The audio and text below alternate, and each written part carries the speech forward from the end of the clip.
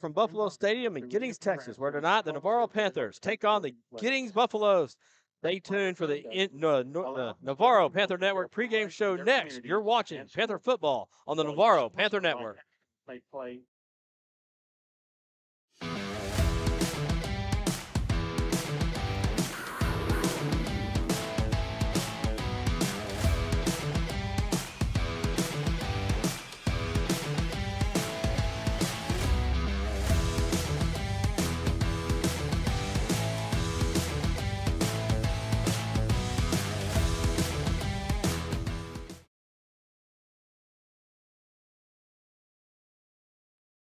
For the game have been. All right, I'm Clay Scarborough. I'm joined here by Hank Diener. Usually in this seat is Lance Blackburn. He's away tonight, and they've gone down the depth chart and pulled me out of the principal's office for the evening. To be joined by Hank Diener this evening for Navarro Panther football. And that's who your broadcasters are this evening. Let's talk about the weather here in Giddings, Texas right now. It is currently 88 degrees. It feels like it's 90. We have a few hot, puffy clouds. And it's one of the better weather settings we've had so far this season, Hank, even though it's still 9 degrees. Yeah, well, let's give a big let's see if I can get this thing to work right here. Well, there we go. We got heard in the background. Yeah, right. That's right. That's right. So, coming off of that loss from last week was very, very tough loss because the Panthers, I think, really held their own against Lavernia, a state-ranked team, and they were right there. More than held their own. I mean, there were chances they could have overtaken that game and won that game. But, good teams will sometimes force you to make your own errors, and we saw that last night. But tonight we have Giddings. So let's talk about Giddings for just a little bit here. They've played 4 games so far this season. They lost to Columbus 47-12. They beat Gerald. We'll talk about that. It's more important here in just a second. 49-42. They also lost to Lago Vista in week 3, 31-12. And last week they took another loss to Burnett, 35-7. Their leading quarterback, their leading rusher, thrower, if you will, is Gunnar Fromm. He has 9 completions and 20 attempts, so we're looking at a lot of passing coming up here in this game. Brett McDaniel, the sophomore, is the leading rusher, 426 yards so far on the ground. And since there's not much passing, that's also your receiving leader is Chris Pachek. He has 126 yards receiving, only 6 catches over 4 games. So, Hank, this game's going to go fast. It's going to be on the ground. It's going to come down to what happens in the trenches. So the 3-1 Giddings. Yeah. No. 1-3. Taking on our 2-2 Panthers. Hank, you already talked a little bit about last week with Lavernia. Take us through the rest of the season. How do we get here? Well, how did we get here? It's we're 2-2 for the Panthers, and so the Panthers, have played some really good teams. Cuero is the other loss, and Lavernia are the 2 losses. The Panthers beat Smithville, that week after Cuero, and they always seem to come back and refocus. Every time they have again, and Navasota was the very first game, so I'm kind of jumping around here. But in Navasota, they looked solid. The Panthers did. Then they play Cuero. I mean, that was a really tough game with Cuero, and they hung in there with Cuero all the way, up to, again, that third quarter seems to be the killer much for like they did with Lavernia, right? And then go to Smithville and take care of business there. But Smithville, some of the concerns that me and Lance had still was there was offensive players getting behind our defense, and that's still, I think, a concern of the coaches tonight and any other night when you play teams that like to throw the ball. That's right. And tonight it's going to be a lot of running. Now, let's go back real quick, Hank, before we get Scott Kibbe in here, our resident historian. 2 teams so far Giddings has played this year is against opponents we'll see in district. Of course, next week we are off, and then we start district play. And we start district play against Lago Vista, who beat Giddings 31-12. And then we also, Giddings beat Gerald 49-42. That's a lot of points, Hank. Yeah. If you will, against teams we're going to be seeing real soon.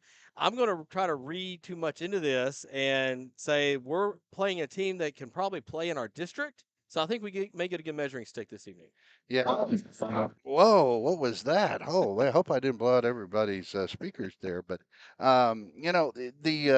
yeah, the Panthers with Giddings, it's all about, like you said, about the being in the trenches and doing those sorts of things I mean, running the ball and being very disciplined tonight.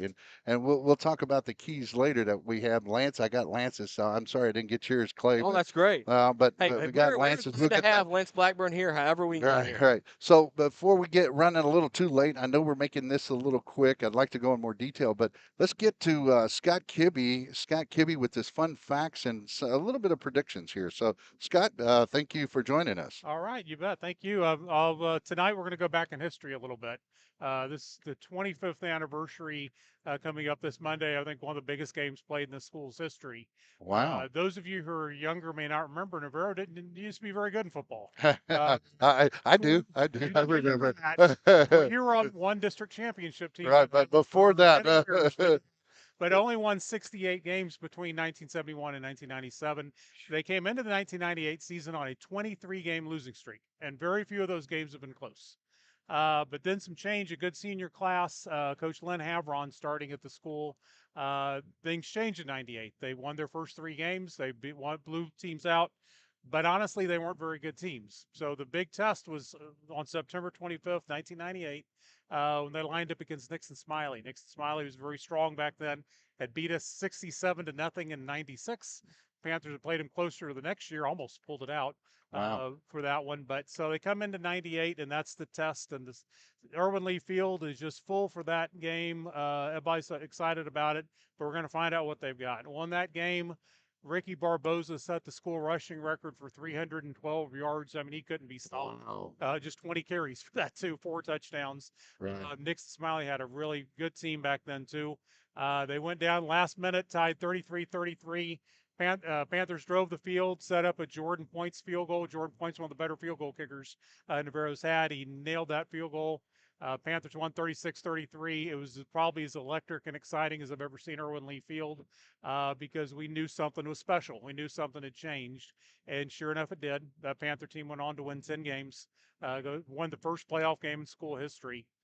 I mentioned that before 1998, the 98 season, the Panthers had only won 68 games. Wow. They've won 220 since. So almost same amount of time, just about. That's I guess over 3.5 times as many wins. Pretty impressive, but I think it turned around that season, and I think that night. That's awesome. I'm just impressed that was his head. There's not he's just in here. He didn't have anything in his hands, folks. He's here. He's here just telling us off the top of his head. So. I'm a bit of a fanatic. Okay, what can I say? Right. Well, Scott, we enjoy your articles. Your articles out on Wednesdays and Sundays. Wednesdays for the preview and really the highlights and insights that you have in Sunday's paper. It's the Seguin Gazette. So, and you're also on Facebook and all. Is that correct? That's correct. All right. Well, thanks again for those fun facts, and we're going to go to coaches' interviews next. And so, Scott, again, thank you very much for joining us. All right, you betcha. Thanks, sir. All right, so Clay, we'll go ahead and get the coaches' interviews ready, and we'll go to that right now here on your pregame show on the Navarro Panther Network.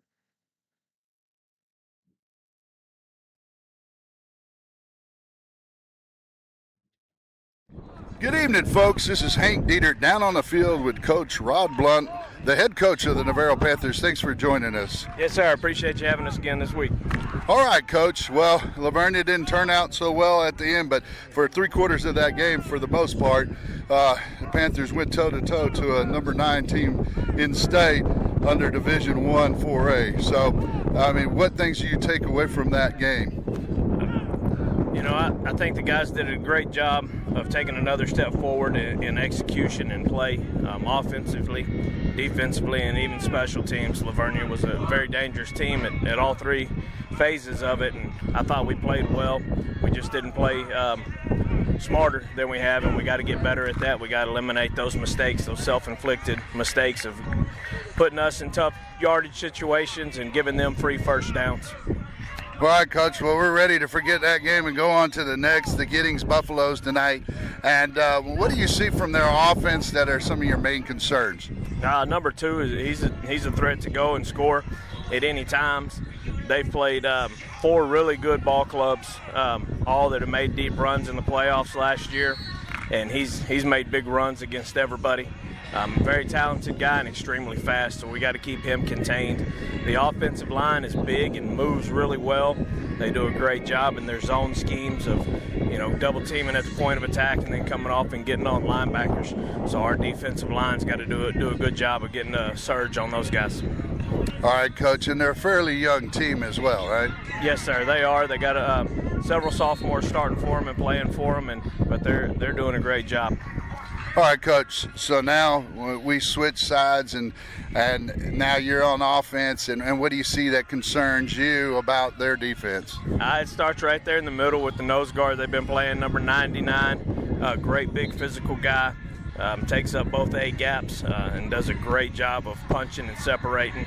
We've seen him go against some of the top linemen in the state, and he's been getting after him. So we got to take care of him first and foremost. But linebackers are fast, scrape well, and get to the ball, and the secondary does a great job of coming up on support. So we got to make sure we take care of point of attack, and we got to get that backside downfield, getting those blocks.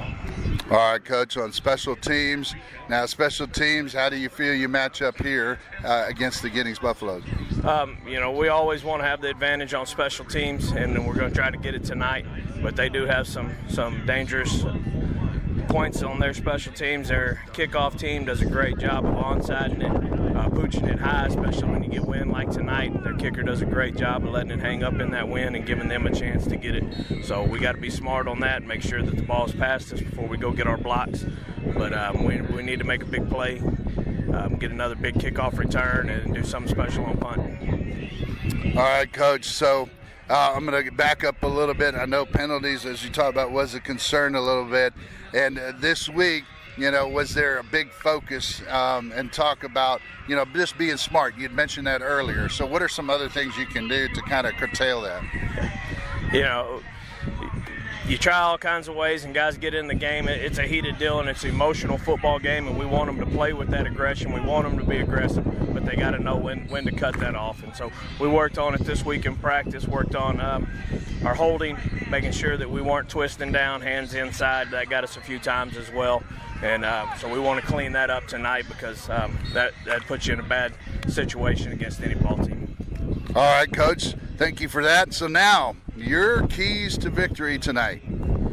Come out on fire. We want to play. We want to play all 3 levels really well tonight. Moving into district play, we got to clean up the penalties. That's a big emphasis this week, and we've got to see that happen tonight.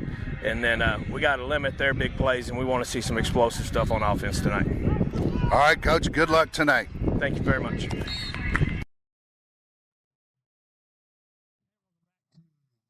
High school and Giddings.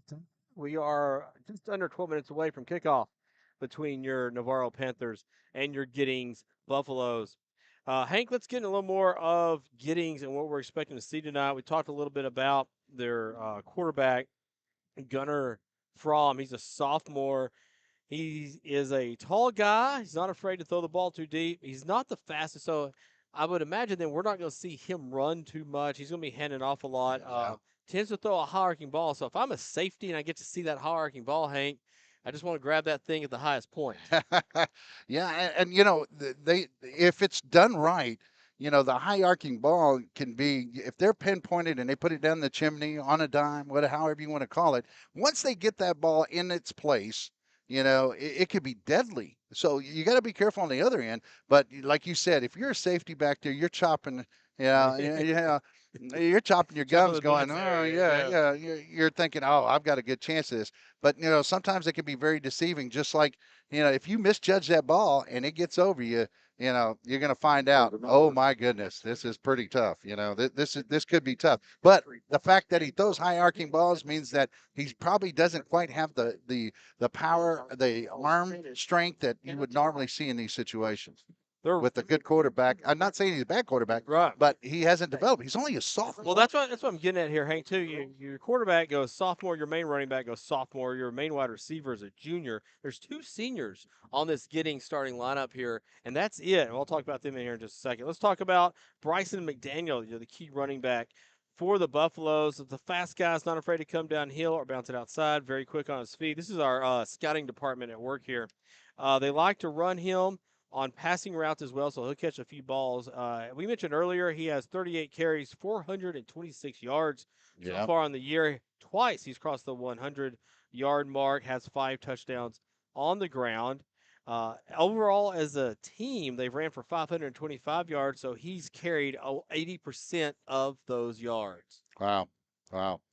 So, that tells you a lot about that situation because and I said, I don't know why I'm saying that a lot tonight, but, it tells you about, what teams rely on. And this team, is going to rely on their running of their running back because they're expecting him to break some, and make some big plays too. And there's another gentleman, that's out there, one of their receivers that can really get down the field and he can get behind you. He scored on us, I think the only touchdown that was there last year, he scored.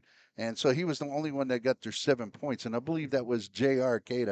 J.R. Cade. Pashida, is it Paskey? Sorry. Paskey, yeah. Cade Paskey, he's number 16. He's the junior.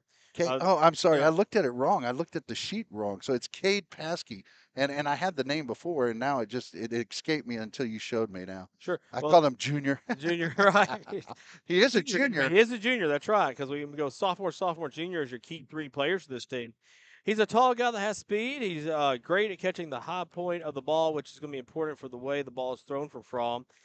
He's a guy who likes to throw it into the passing game, tends to be on the single receiver side. So as you watch the game tonight, folks at home, when he's going to be isolating that one side, they're probably trying to get a man-to-man situation for him on that outside and kind of throw the ball to him and let him run and catch it. Yeah, and I mean, when you look at that, I just think that the Panthers, as long as the defense just has a bend but don't break, be aggressive when you need to be. I don't think they can sustain a full drive. They're going to pass it out. They might try to run it out. They're short passes most of the time. You're not going to see. When you do see the deep ball, you might see the high arcing play, but they don't complete very many deep balls. So what the Panthers have to do is just keep them in front of them and let them, they'll make mistakes. It's just a matter of time. They're a young team, so that's what your defense has to do. I think it's worth noting again. You have a senior wide receiver, Tadlock. You have a senior tight end, Sherez, and that's it. Yeah. So they will try to get it downfield, but most of their pass plays are completed underneath and the short stuff. So don't go for the hitch and go. Don't go for those double moves. Stay solid, and you're going to be just fine. So, well, now the Panthers side of things. The Panthers. Had that tough game against Lavernia, but we did have some. I thought we had some real good points we could make, mostly on defense. I think. Now we did have some good offensive spurts. I mean, look at Choppa's big run and those sorts of things. But the defense, I think, as long as the defense can stay in a position, because they had to play there in that second half, mostly on our side of the field. Yes. Lavernia was on our side and started off that way, onside, and then a couple of penalties that took them into that. So we had to play a lot on our side. So that put their defense under a lot of pressure. And it also the offense, because the offense has to dig their way out. And so if we can, get over that hump and not make certain mistakes that put you in those positions, then I think the Panthers are going to be fine tonight. I don't see any reason why they shouldn't win this game, other than coming in a little too overconfident. That would be the only thing I think that. But after having that loss, puts them in a place to where they know they have to focus and they have to play hard. Well, those losses are a little easier to coach, if you will, the next week, because you know what you're working on. Man, exactly what you did, and it certainly can be humbling in that situation. Also, we're about 6 minutes from kickoff. Right. Our band has just gotten here. We appreciate our bus drivers making that happen. So I wanted to see if we can get ready for the keys to the game. We'll let our directors get the highlighted portions that they needed to have highlighted to get and make sure our other video doesn't.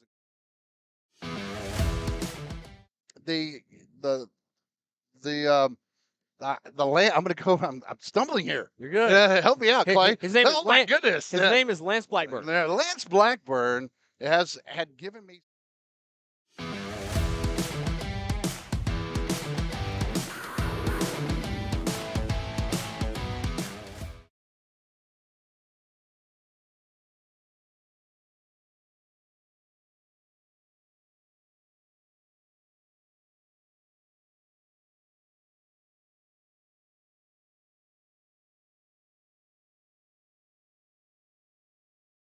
All you have to do is eye out the others. And then Hank's keys.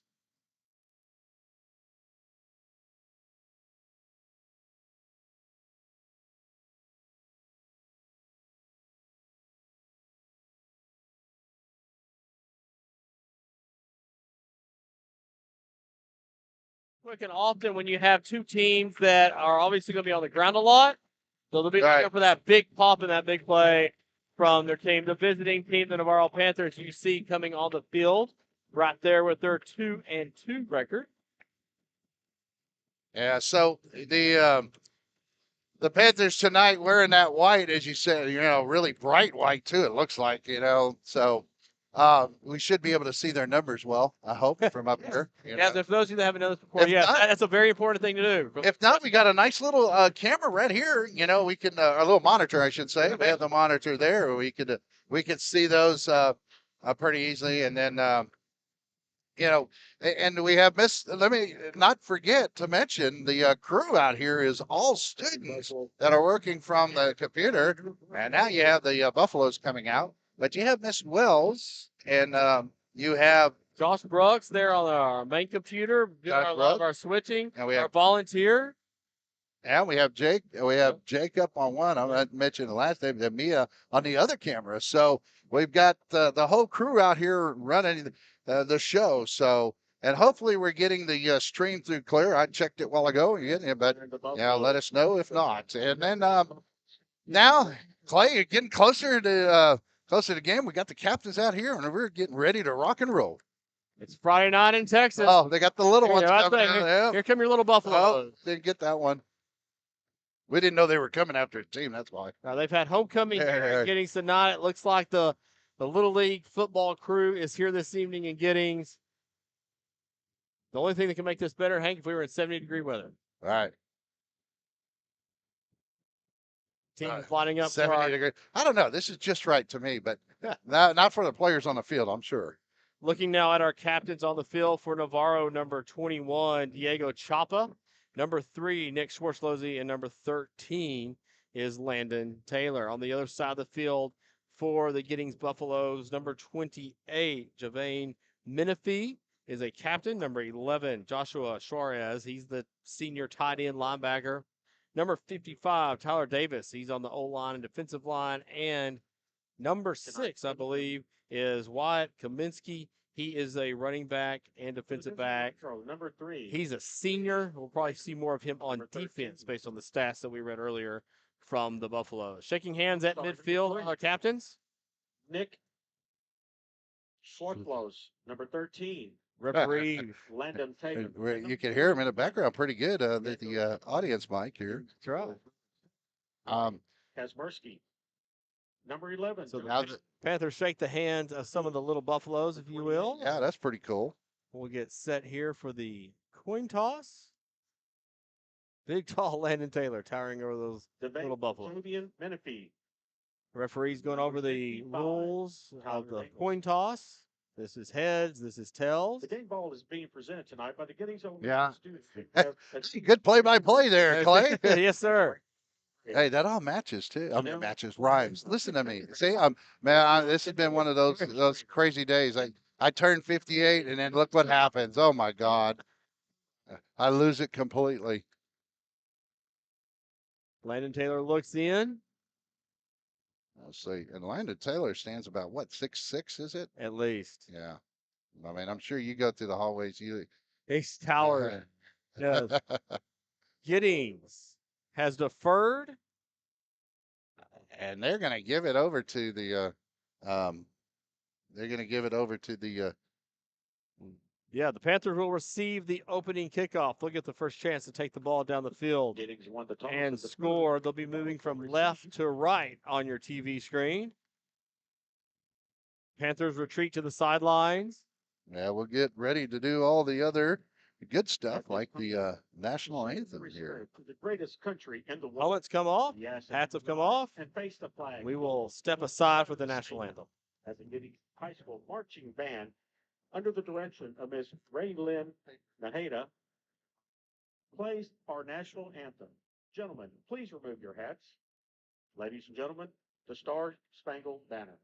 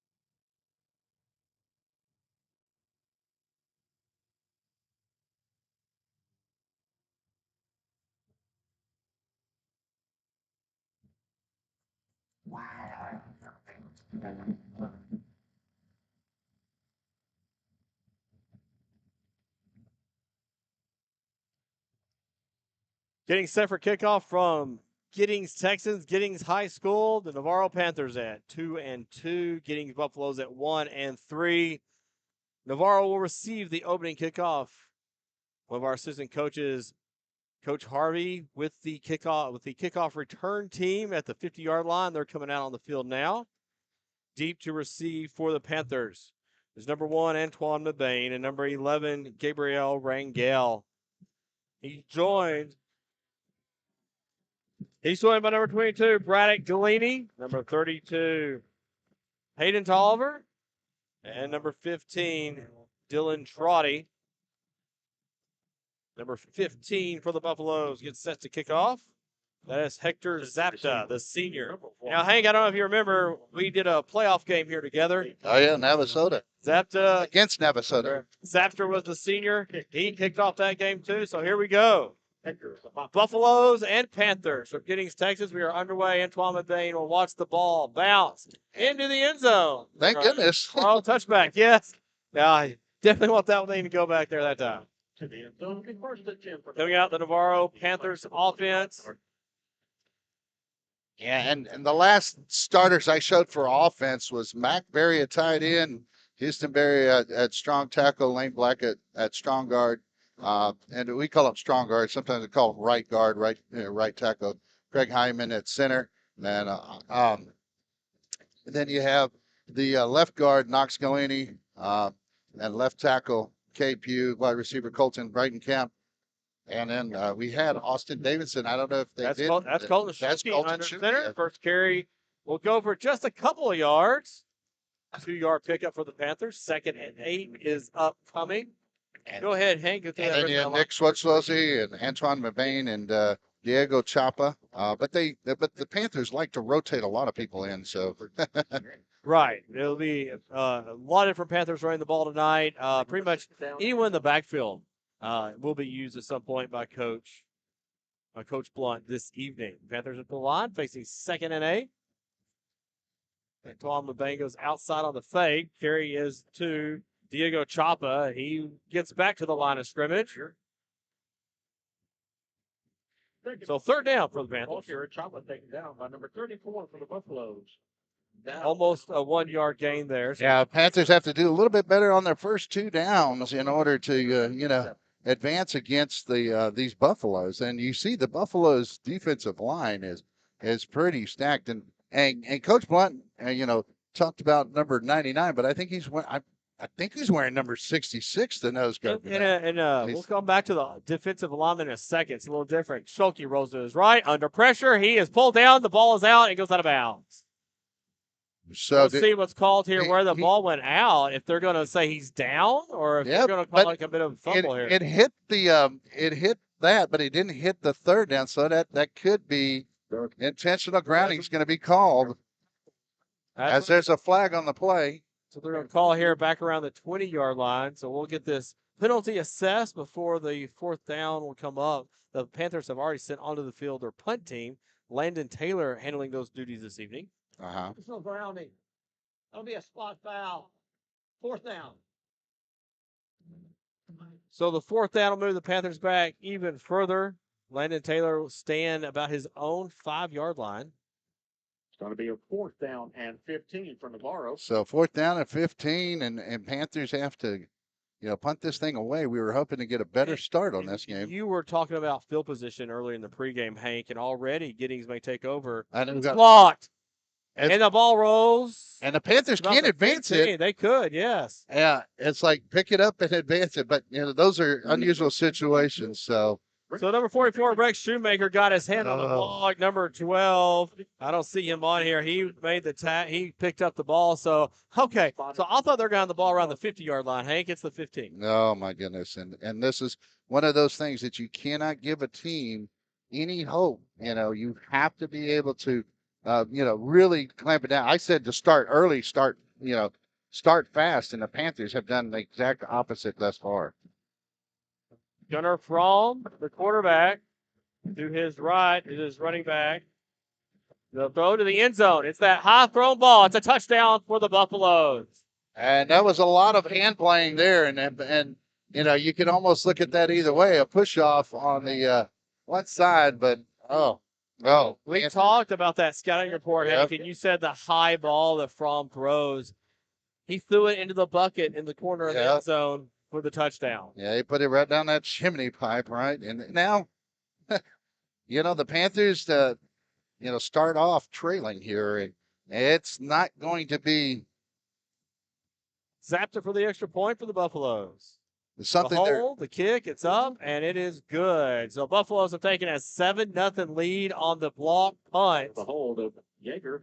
And now, we'd like to talk a little bit about the audio visual club and the donations that you can make. You can make some donations on the on the web, through the internet. You just take your camera and point it to this QR code, they call it, and you'll get a link. You go to that link and you can donate, to the Audiovisual Club. We're trying to get some better cameras is what we're looking at, and getting some other equipment and some other things for the students of Navarro's Audiovisual Club. So if you can donate 5, 10, 15, 20, 100, 500, whatever you'd like, we'll take it all. That's right. And we want to thank the Panther Posse last year for helping to get this started, and everything from this point is what we're going to be adding on to this program. We may have like a road production set. We may have like a home production set coming soon. So all that is real exciting. So thank you for all your support for the AV club and be able to do this. Volleyball will be coming soon. Other sports. We know theater has their production up there. Zapta to kick off. Buffalo's up 7-0. The band's playing loudly from the 5-yard line. Out past the 20, wrapped up and taken down at the 24-yard line is our Panther Gabriel Rangel. About 18 yards on that return. Panthers will start 1st and 10 from the 24-yard line. 19-yard return. Colton Schulke still handling the quarterback duties. He is given the play by number 82, Colton Breitenkamp. Out of the huddle comes Hyman. Schulke under center. Hand off the Baines. Going to try to get outside. Got some room to the left. Out past the 40. Stutters at the 50. Breaks out to the 30. The 20. To the house. Touchdown, Antoine Bain. And just like that, it's 7-6. Our last 2 plays from scrimmage have been touchdowns. Well, I hope you heard that one. I think we all heard that. There you go. Some discussion back around about the 38-yard line of the Buffalo. There's a flag on the play. Maybe a block in the back. Yeah. So let's see what they call, because that was a really interesting, would be an interesting call, as he had already beat basically everybody down the field. Was the area to the last man he had to beat. Oh, man. Oh, you hate to see that after. So. Block in the back for the Panthers. So penalty to be assessed from 10 yards. Trying to find that flag. I think they picked it up. It was back all the way up by the about the 38 is where they had it. So from the 48 is yeah. where the Panthers will pick up. First down for Antoine McBain there. Ball is placed at the Giddings. Schulte looks over at the sideline looking for the play. That play will be coming from Ethan Borchardt as he comes in to deliver the next attack plan. Yeah. Now, Panthers did a good job of sealing, that outside coming down on a good down block. Now we get some wideouts. That's Diego Chapa at the bottom of your screen. Run goes up the middle. This will be close to first down yardage. Yeah, I mean, and Nick Switz was running like a locomotive on that one. Got to give him that one. Taken down by number 44, Shoemaker. Pick up about 7 on that play. Second down and 4. Second down and 4 officially from the press box on the other side of the field. Just under 8 minutes and 20 seconds left in this first quarter. Giddings Buffaloes took a early lead on the opening drive from the Panthers after a punt block. Schulte will hand off. Play goes left, wrapped up at the knee. Oh, wow. The tackle keeps going. That's a nice run from J.J. Watt. Was there, had someone around his ankles, but he broke the tackle and gets first down yards for the Panthers. Taken down. Nice job by the Panthers. Saw something come flying out there. It looked like a shoe. That's good enough for a Navarro first. Yeah, that's a first down by the Panthers here. Now they're getting some things going, and, it takes a rhythm sometimes even in, a slot T type of offenses. That I always talk about the linemen, how they have to kind of just feel out the blocks, look at the tendencies of what the defensive line's doing. So sometimes it takes a series or two before they figure that out. And once they do, I mean, here you see what the effect is. To the definitely results. a difference on this drive. Chapa gets pulled down around the line of scrimmage and keeps going. Turns nothing into something. Yes. Gets to around the 35-yard line. And that could have been for negative yardage, so we'll take the +1 gain. Yeah, the outside of the, of the Giddings Buffalo's defense was pretty much had shut it down where nobody else is going to. So, that's something that, that Panthers going to have to work on is if they're going to hit that outside, and seal it off, we'll have to cut it right up the gut. And that's going to open that up too. I'm sure Coach Blunt's watching that as it develops. Fake to McBain. Schulte on the keeper. He's wrapped up in the backfield. Oh, my goodness. Third down upcoming. It'll be third and about 10. Could be 11. Maybe the ball carrier on the keeper take it down. Panthers sitting at the 37-yard line. Bring up third down and 11 for Navarro. Officially third and 11 here. Play coming in for Colton Brightenkamp. Schulte delivers the next play to the huddle. That's Minbain on the right. He goes in motion. It's a handoff up the middle. It's big. First down, Panthers at 4. There goes Swartzlozy. Down, Swartzlozy inside the 10-yard line. Hank, you talked about that. How you set everything up outside, and then you came right up the middle. There's the replay. As what you see in the replay is, just hard running. A lot of it was hard running, but that little seam is all the Panthers needed Quick to get to the line go the Panthers, and there's a run up the middle. Still running, fighting for the goal line and stopping around the you got 3-yard line. I love this hard-nosed football we're seeing here. Yeah, we're seeing Nick Swartzlozy take about 2 or 3 linemen with him, and and those are some big linemen. He breaks through that first line, and then he's dealing with linebackers. And the one linebacker that was there on that play was Rex Shoemaker, and he's been in a lot of plays. We hear his name quite often out here on the PA system. So from the 3. Pitch, touchdown. There it is. And now the Panthers have set themselves up to tie. Good little movement block up front. So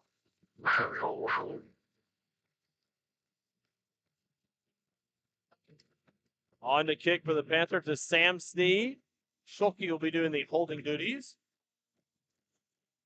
Looking to tie the game with 5:22 left in the first quarter. Yeah, we're sorry about the clock moving, but it's just he got the line drive. Right kick is good through the left part of the upright.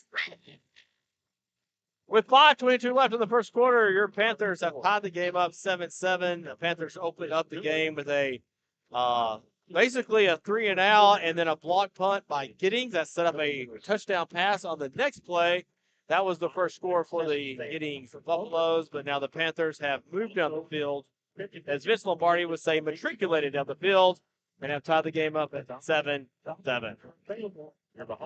It's 7-7, but the Panthers can't be happy with that. They're going to have to, take and do what they need to do on defense. Don't let them move the ball, force the turnovers and try to get that, to where, you don't want Giddings to have any hope, at any point. And that's what the Panthers got to take away from the Giddings, their will to want to continue to play this game. And and to make them uncomfortable. That's really what defenses are supposed to do to offense, make you feel uncomfortable. Well, and when you have the ball that long and you keep punishing your defense, keep punishing a defense the way our offense was there, it's going to wear them down through the game. Giddings has run one play on offense so far. Yeah, and that's the rainbow pass over in the back of the end zone. Sam Snead to kick. Or at least he's lined up. He's lined up to kick. No, but it's Landon Taylor that makes the kick. And Shoemaker goes down with it right at the 34-yard line and not taking any kind of chance there. No, why not do that at that point? You catch that ball, fall on it. The Panthers are going to be on you very quickly. So 1st and 10 coming up for the Buffaloes from the 34-yard line. Hank, you may have that Panther defense over there. They've had one play so far. Yeah, I know, and it really they've already got probably other players out there wasn't prepared for it. But we'll go over that list here in just a moment. Fromm will take the pass, though, across the middle, incomplete. Was behind the intended receiver, and the receiver was open in that zone defense, and so. And we got to make we got to make the quarterback here feel uncomfortable. We can't let Fromm just sit back and gun it. That was TJ Wells. So from a team that has a lot of rushing yards, we've seen 2 passes already. You wonder if that's an attempt to loosen up the running game. Fromm checks over the sideline. Fakes the handoff, and there's the pass. Kenny Petchek, we talked about him in the pregame with his first catch of the 16. Patchke. Yeah, Patchke is he's the one you got to kind of worry about getting out there, and he's a possession receiver too. So it's a 3rd down and 1, a big play coming up here for the Panthers. So defense has to tighten up. From the 43-yard line, from a team that, like we said already earlier, runs the ball a lot, we now have 3 passes.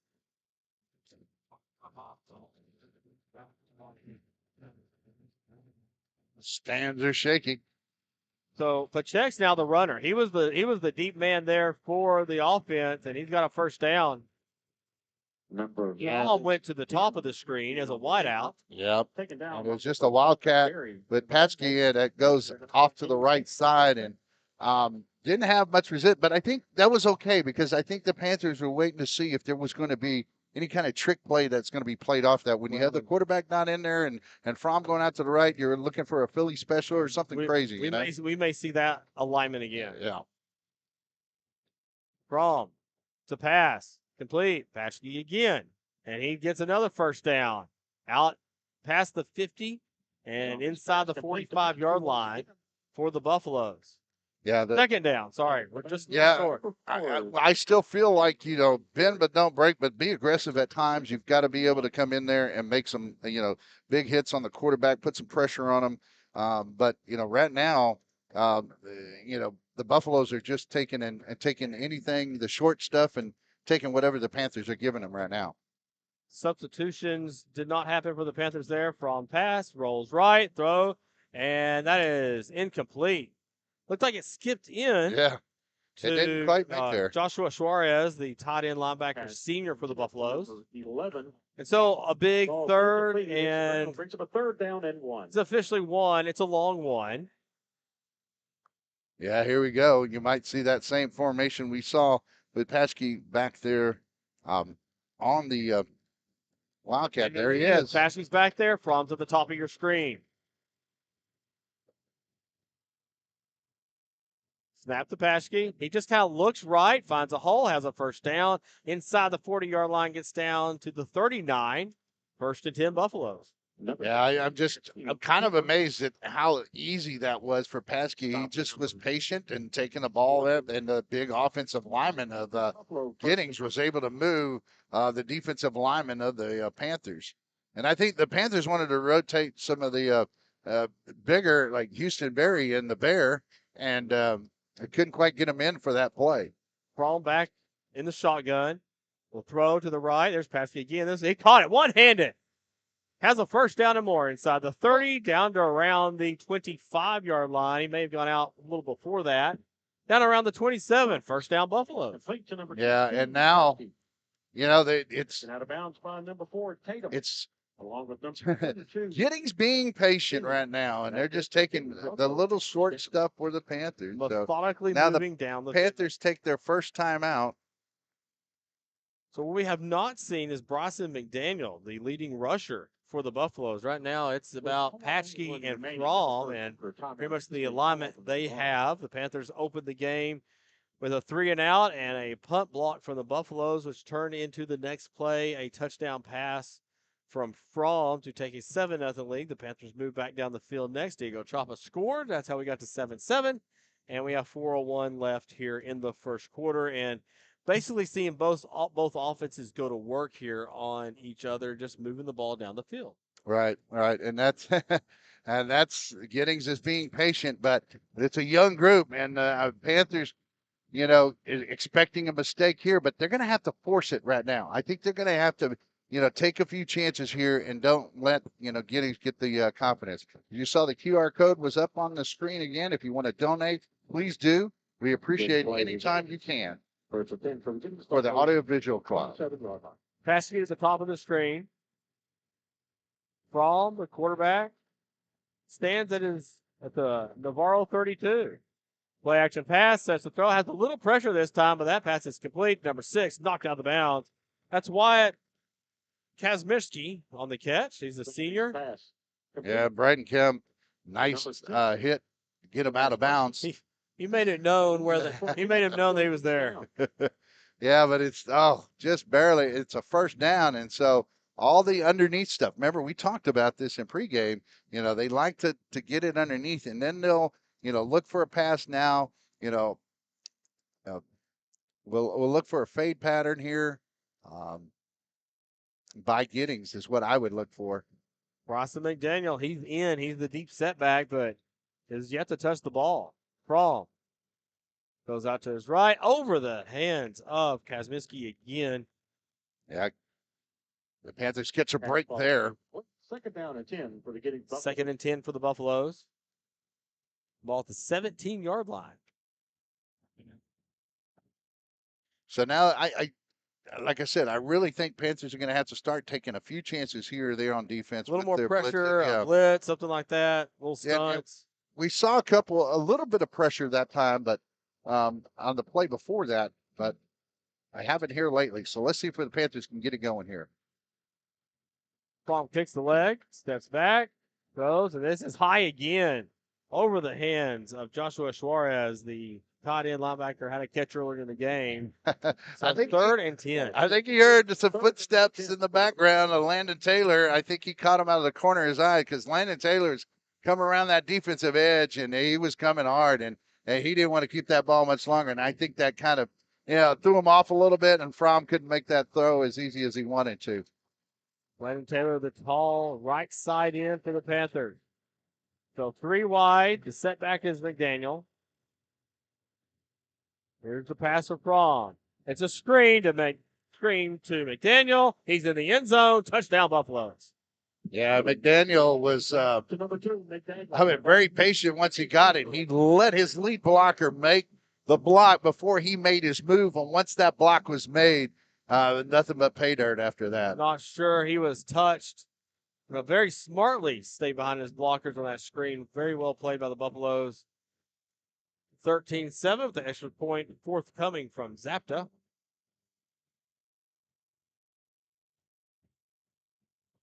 The kick and the hold, it's up, and it is good with 3:42 remaining in the first quarter. It is 14-7 Buffaloes on top of the Panthers. You know, we mentioned earlier, Hank, the amount of scoring we have seen in these first 4 games for each team. And if we continue at this pace, 3 touchdowns a quarter, Hank. I know, and you know what's odd to me is to see Giddings move the ball that easily against this Panther defense, and there's some components missing to that defense right now because other players are either injured or whatnot, but they sure do miss them because they work better as a good defensive unit, you know, with all their parts to them, you know, all the pieces of the puzzle, and you know we haven't. And we haven't seen that tonight, which we haven't seen the aggressiveness, and I was really expecting that tonight to see it from that defensive front, especially. Well, Hank, I would imagine we're still on script, if you will. The Giddings is running out what they have pre-planned for us so far. And so let's see what adjustments Yeah, we make. right. Now, this was their first real drive. Yes, and they took it, you know, down the field, and yeah, that's the scary part for me, and hopefully we can adjust and make plays. Short kick, fair catch at the 30-yard line. Panthers will take over at the 31. Here's where this will officially be called. 15. Trotty makes the fair catch. That's Dylan Trotty on the fair catch. So Panthers will take over. First and 10 Navarro with the ball. Last time the Panthers fell behind, they went right down the field, tied the game up. So let's do it again, Panthers. Right. All right. Let's hope we can do that. So From the 31, Schulke is still in. Let's be the quarterback. Colton Breitenkamp, who had the big hit on the drive for the Panthers, will deliver the play.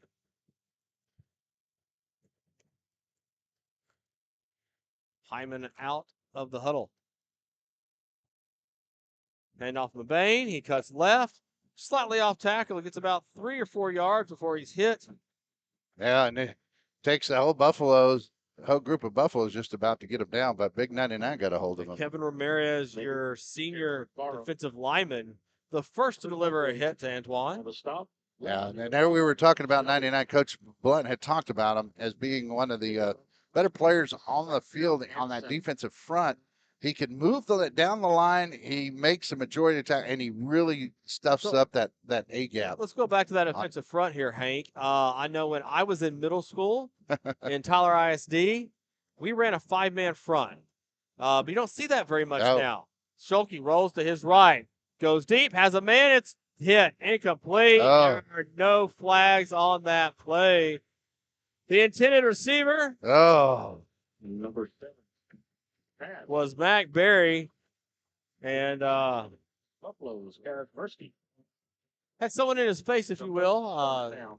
We could have a discussion on the timing of that, but now 3rd down and 7 for the Panthers. But Hank, let's go back to that defensive front. You don't see many 5. It's like a 5-2 here in this situation anymore. Is this an adjustment made by Giddings for the Panthers who run the ball a lot? Or I wonder if this is their standard defense. Yeah, I know. I really think that from what I saw, they mix it up and they base it on what the other team does, and that 5 front is based on the Panthers running. McBain bounces outside, has a first down over. This looks like the first play of the first quarter. McBain to the 20, the 10 to the house. Touchdown, Panthers. There's a flag back at the 39-yard line we got of the Panthers. Oh, boy. Colton Schulke holding his hands out, asking where and why, how. Yeah, we got to see what this flag is, if it's going to be illegal shift or what is the call. I'm looking for the white hat because he faces the other way around the visitors. Yeah, this is 6 yards down the field from where the line of scrimmage was. So if we can, here's our call. On the offense. Outside the tackle box. 15 yards. Oh. So Antoine McBain has had 2 long runs. Oh, yes. Two touchdowns, in fact. Yeah, called back. Not just long runs, but there were touchdown runs. Oh, my goodness. So we will repeat 3rd down. So 3rd and 17 coming up for the Panthers after the penalty. Now, linesman's come over to talk to the head official and wants to have a discussion with the head coach Blunt. So we got a stoppage of play right now while they discuss it. For some clarification here on yeah, really what happened on that yeah. left side of the play. I do want to say that the volleyball team had won Tuesday over Bandera 3-0. Overall, I think they're 28-7, and they're sitting at second place with in district with a 3-1 record. They play in Bernie tonight. I don't know how that turned out. They were yet. at home tonight. Yeah, They're at home, Yep, and then they have a huge game Tuesday. So against Wimberley. That's So at next Wimberley, at yeah. Wimberley. Yes, next Tuesday. Yeah, So they're second in district. Their only losses is Davenport. So now Wimberley, that's what I understand is going to be a fight for the second place right now for the first round of district play. Hyman out of the huddle. Panthers set to run. Schulke under center. There's your handoff, Landon Taylor. He's got room on the outside to the 40, to the 50. Using the long leg to the 30. Outruns one man to the 20, to the 10. He did it on the other side of the field. Is that on No hey, flags? I don't No see a flags? flag on there. No. Panther. With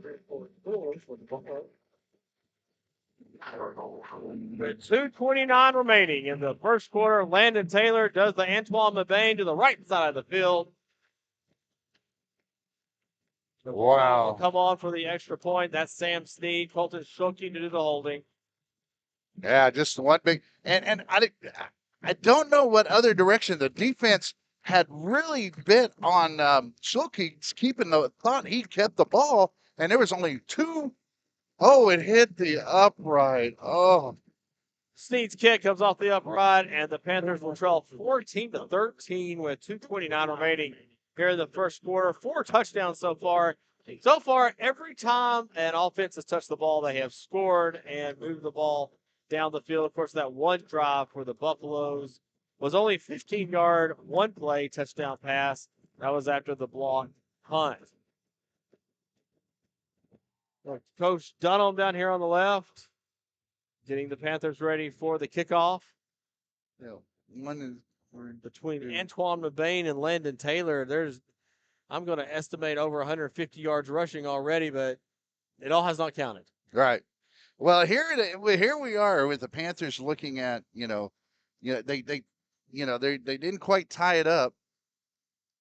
Yeah, they didn't quite tie it up, so they're 1 point down. But 1 point in this game doesn't mean anything. You've got to just be able to come back and play some defense. If we can get defense, to make those stops, but a little more pressure now, I think you're going to see from the Panthers on the quarterback. They were going to bring a couple. I mean, yeah, you take some risks because wherever that linebacker blitzes from, if they put somebody there and they can get the pass off, but it doesn't mean they'll get the pass off. So that's the chance and the risk you take is you might be able to get the quarterback or hurry the throw. That's what I say. Even if you do that, make him hurry, make him think about it a little bit more. Good things happen when you can apply that pressure. Snead. Landon Taylor, Snead, all lined up. Potentially 3 different Panthers here could kick this ball. And there it goes in the air. Fair catch call at the 32-yard line.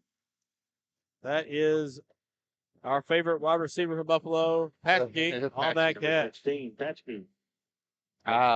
Man, now, like I said, we're coaches really like to mix it up with the players, that come in and rotate for defense. So it's been, trying to keep them fresh, trying to give them. Now I'm expecting to see either Tolliver or Brighton Camp or somebody, coming in to blitz. Farland McDaniel in the backfield for the Buffaloes. Back to pass, sets a throw, across the middle. This is complete. Patsky drops it. He had it in the breadbasket, slapped his hands. He had a first down and more. And that was one of the more perfect throws, I think, that Fromm has made here in this last 2 series. That was the only thing that could have been better there, maybe a little higher in the numbers, maybe not still very in the stomach, but very you know what? catchable. Yeah, very catchable. Yeah, you got to catch that. Yeah, but everybody drops them every once in a while. Sure. Pros, whomever. Well, 2nd and 10 now from the 32-yard line. Buffaloes, handoff. McDaniel comes left, has room. Mountains outside, has more. But Bain is one of the first Panthers to get his hand on him. So Brian Camp, first down Buffaloes. They will advance the chains at the 47-yard line. You know, I think sometimes, though, you got to give credit where credit is due. And, I mean, when you're looking at the outside and of the Giddings receivers, when they're making the blocks, TJ Wells was out there blocking ahead that you know, got McBain back on his heels, and which that made a good run by McDaniel. So 2 wide at the top. Brawl gives to McDaniel again. He's hit There's hard. the There's Barry. Buries McDaniel at the 40-yard line. He will officially begin his forward progress at the 45, so a 1-yard loss. yeah, and Barry was able to take a sidestep. It was almost he sidesteps the offensive lineman and just makes a beeline, back to in the backfield, and those for a loss are big plays. Tell you, put them behind the chains, and we haven't done that much tonight either. Not yet. Neither defense has really done Correct. that yet. 2nd and 11. From the kick, draws back to pass. There's Barry again, puts pressure on him. It's a floater in the air. It's intercepted. Panthers running this one back to the 40, to the 30. Ram the outside. The 10. Touchdown, Panthers. There's a flag. Oh, Back at the 49-yard line, and then I'm worried this is where the quarterback was, Hank. I'm worried this may be something different. But again, you can't call him roughing the passer. He still had the ball practically in his hand as He had was throwing it. Barry was in his face when the ball was thrown. It is going to be. The mic cut out of the breeze. It's against the Panthers. Automatic first down. So yeah, we believe it is. Yeah, roughing the we passer. didn't get the replay on that one. So maybe he pushed it. Maybe he buried him in the ground or something. I don't know, because that was. It was. He was. I don't know if it was bang bang, but it was pretty close. He didn't come in and lower his head. He's taller than the quarterback. Barry is. So he basically gave him a big bear hug and fell on him. I mean, what else are you going to do? And he didn't go in such a way that he just drove him to the ground. It's just the natural effect of being wrapped up, Part of the commentary. I didn't think that was an NFL quarterback out there. There we go. So Fromm will receive the snap at the Panther 45-yard line. Fromm will give to McDaniel. He's up the middle. It's met about 4 yards deep. Hard to tell which Panther got in there first. All right. But to the 37-yard line goes the play. And there's another flag. Let's see what this is. Flags were thrown after the play. Yeah, so it's going to be a dead ball foul, and here it is, the official. Oh, it's going to go against, I think, Giddings this time. They're moving dead back. Ball foul. Dead ball foul. Unsportsmanlike conduct on Giddings. Just 15-yard penalty. Well, we haven't seen many of those on the other team there lately, but you gotta. Sometimes it's like you gotta give these kids are out there playing hard. Yeah, I mean it does get emotional. The game's emotional, and I know you got to keep it in check at times. But man, sometimes you got to let them play, and they'll take care of it on the field. Between the whistle, between the down and whistle. That's exactly right. I mean, we were taught whistle to whistle. Right. So, 2nd down and 23 now. The scoreboard says 2nd. The down box says 1st. Here's the pass. Out to the left. Breaks one tackle at the 50. Gets to the 45-yard line on that catch. Is Matthew Tadlock, the senior wide receiver. And he'll set up about 15 yards of the next first down for Giddings. Down box says 2nd down. Scoreboard says 3rd. I'll go 2nd down. 2nd down. Oh, 3rd down. It is 3rd. I'll go 2nd, 15. There's a flag. I thought Landon Taylor got back there, Hank. Well, I didn't see anything else before they moved by the time he was back, but he really moved late on that one. So, Hank, what's the difference there? Why is that not a free play at some point for the offense? They didn't snap it? Well, yeah, they didn't snap it. They waved it off. Waved it. Yeah, so I was like, really. So we'll replay this down now. They waved off the flag. So the whistle's kind of stopped it there. So here we go with the Fromm stands at the 50. He'll give to McDaniel, who comes right. Gets about 3 yards. Landon Taylor pushes him back.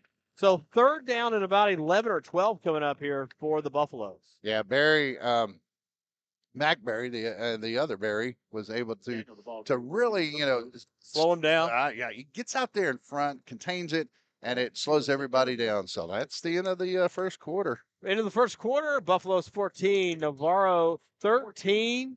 We'll flip sides here, and that's kind of how our scoring has gone. Every time someone has scored, they flipped it back the other direction, Hank. 50-50 raffle tickets. Tickets are $1 each. Yeah, and now the Panthers, you get the advantage of the wind behind them in the second quarter. The wind's almost going directly in the same path as from going from the right side, right end zone, to the left end zone as it is on your screen.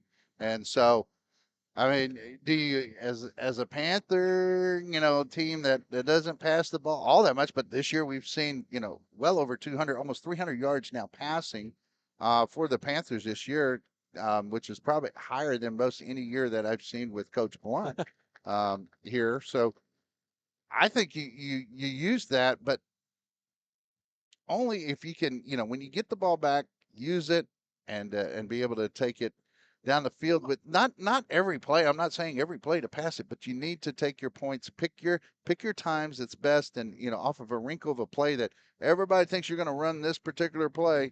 Nope, you switch it up on them. Well, and then it may come down to a field goal into the half here Right. also. The little extra push for the Panthers. Giddings back out. And they got to get off the field first, So defense. On the scoreboard, it says 4th and 15. Down box says 3rd down. And they're trying to get that right now. They're looking at the down box. It is 4th down. So 4th down and about 11 here for Giddings. Buffaloes. They go 2 wide left, 2 wide right, twin sets on each side.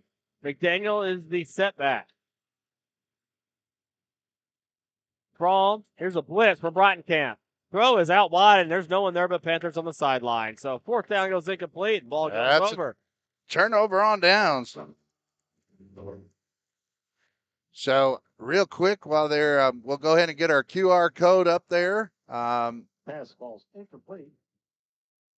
We'll get our QR code up there, and real quick, and it'll be just for a second here, so you get to see the QR code come up. If you want to make donations to Audiovisual Club, Miss Wells is the sponsor for that. Yes, and she brings along with you, Clay, Mr. Scarborough. He brings out the kiddos. So here we go. I drive the bus, sir. Yeah, okay, runs off to Mabane, gets outside and is bottled up.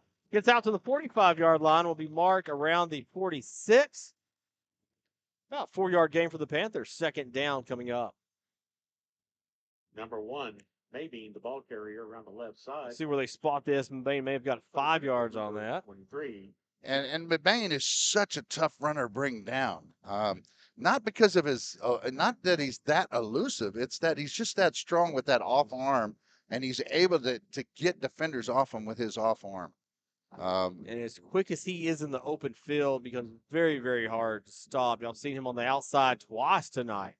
Schulke is a keeper, comes right side, bounces out, breaks 1 tackle, gets to the 15, is pushed back. He'll be short of the 1st down, 3rd and 2 coming up for the Panthers.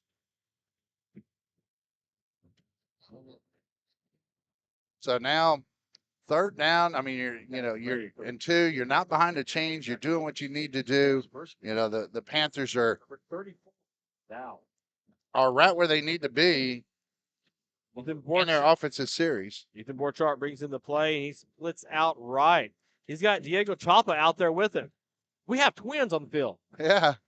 Handoff goes up the middle, hit at around the 1st down marker, so that should be 1st down Panther falling forward. Nick Schwartzlow the 1st down. Good second effort. You got to love that. When you don't go down that first time, it looks like he stopped, keeps his feet churning and moving, keeps the knees up higher, and is able to get the 1st down for the Panthers. And that was the difference there because he was hit right at the sticks. Stop for the Buffaloes. 1 minute into the second quarter, 14-13, Buffaloes on top. Schulke will give the ball to Chapa. Chapa breaks 1 tackle, gets outside. Oh. He was at the line of scrimmage where he broke it, and then he got 6 more. Yeah, he was 1 player away. And that one player was Jas Shelby, the junior, as the outside linebacker for the Buffaloes, as able to make that tackle because he was the difference of Chapa going in and scoring on that play. 6-yard gain, 2nd and 4 coming up. 41-yard line. Braddock Galini brings in the play, repeats the play now to Schulte, And 4. and splits out left.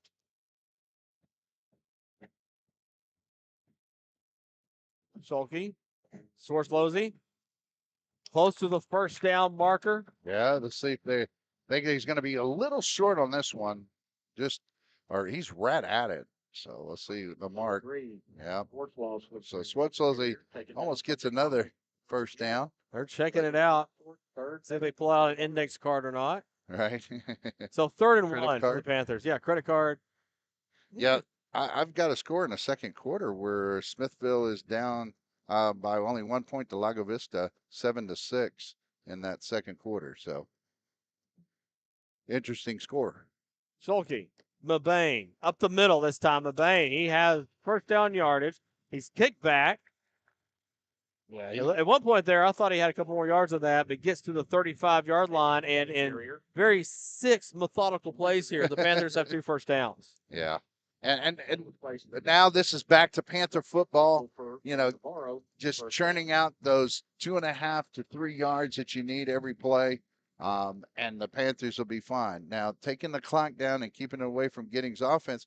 Giddings' offense has been a little better than I even expected it with that, those short passes, the short passing game that they've been doing and running McDaniel as well now. But now the Panthers come back, take that away. Mabane up the middle this time. Took about 4 Buffaloes to get him down, and he's probably going to be about a yard short of the first down. Oh, boy. Mabane up the middle to the outside. You never know where he's going to pop There he one. is. Hurry And up. we're back to the line. Schulte. Handoff. Swarslosy. He stopped at the line and will be pulled backwards. So 3rd down and short coming up here for the Panthers. Just short, too. You were hoping for a little better push on the right side of that offensive line just to get enough, but I tell you, the defense there with the big defensive line is pretty stout for the Landon Taylor. the Buffaloes. Landon Taylor checks into the huddle. And bringing in the play there is Ethan Borchardt. And he splits out right. Landon Taylor deep in the backfield. Handoff goes to Swarslosy. No, keeper, Schulte at the 20. Ball's down around the 17-yard line. First down, Panthers. He slides down, goes down, and the defender rolls over on top of him. And Panther fans wanted a flag on that play, and I don't disagree with them at all. And I would like to see the Panthers do, I like the way they had to mix it up, try to get that short yardage real quick. I like to see a mix of up-tempo, slow it down, up-tempo. But I'm okay. You go down here and take the methodically, move the ball and get down the field as long as you score. Absolutely. Schulte, handoff Taylor, comes left, gets into a blocker, and is picked up off the ground and is thrown forward to around the 15-yard line, marked at the 16. Yeah, now the officials are supposed to call anytime both feet leave the ground and they're in the grasp of a defender. The ball is supposed to be dead at that point in time. They're supposed to blow the whistle, in other words. So Landon Taylor's already 6'6". When they picked him up, he touched over 7 foot. 7. Yeah, but a good hard run. He's running hard tonight, too. Running hard, playing hard in that defensive end position, also on defense. Got himself a touchdown. Chapa is split out, and so is Corbin Hannibal. Well, Nick Swarslosy just goes right up the gut, and the way the offense is for the Panthers, you have other backs going out to the outside, so it takes half the defense going one way, the other half, and then you have just a few in the middle that hoping that you could break Nick Swarslosy right up the gut because there was only 2 or 3 defenders there, and only one man that actually brought him down. And that was the Navarro version of the spread. Brian Kemp with the play. 3rd and officially 4 now here for the Panthers. They have held the ball for a while here in this. Now they got a quarter. wide out. In motion, Chapa. Swarslosy on the keeper. To the end Oh, zone. yes. Touchdown, Panthers. Swarslosy on the keeper. very slyly held the ball. And the Panthers have grabbed the lead. Now, Hank, we missed the extra point the last time. I wonder if we'll go for 2 here to try to get to 20. And you chase points is always the question, because you start to chase points and then you get further behind and you get further, So, if you can make them, it's great. If you don't, then it really hurts. So I don't mind it at all, though. I'm one of those that is like, yeah, go get them. Go make that happen. Going for 2. Now we got flags and whistle. Oh man, Timeout maybe have been called by Giddings the way the coaches are marking on the field. Timeout by Giddings. 6:35 left here in the second quarter. We had 4 touchdowns in the first quarter. We have our first here in the second on the Panthers on this drive, have retaken the lead 19-14, going for 2 points here to push the score hopefully up to 21-14. Getting struck first after the blocked punt for their first 7. Panthers came back and scored 7 of their own. Giddings came back, drove all the way down the field for their touchdown, and the Panthers came back with that. So your first quarter was basically a wash. We had the missed extra point by the Panthers that went off the crossbar. That's up the 14-13 score at the end of the first quarter. And since, only the Panthers have dropped in this touchdown, and they're going for 2. Well, I wanted to update you on the score I have here. Is Wimberley is up over Lampasas Badgers that I have with 55 seconds remaining second quarter, 14-7. So, that's one of our district opponents that we're watching our district games. Our neighbors down the way, Marion Bulldogs, losing to Randolph Brooks 14-6 at halftime. We will see Wimberley at home this year. Schulke under center. Handoff, Choppa. Oh, that's McBain. Outside touchdown.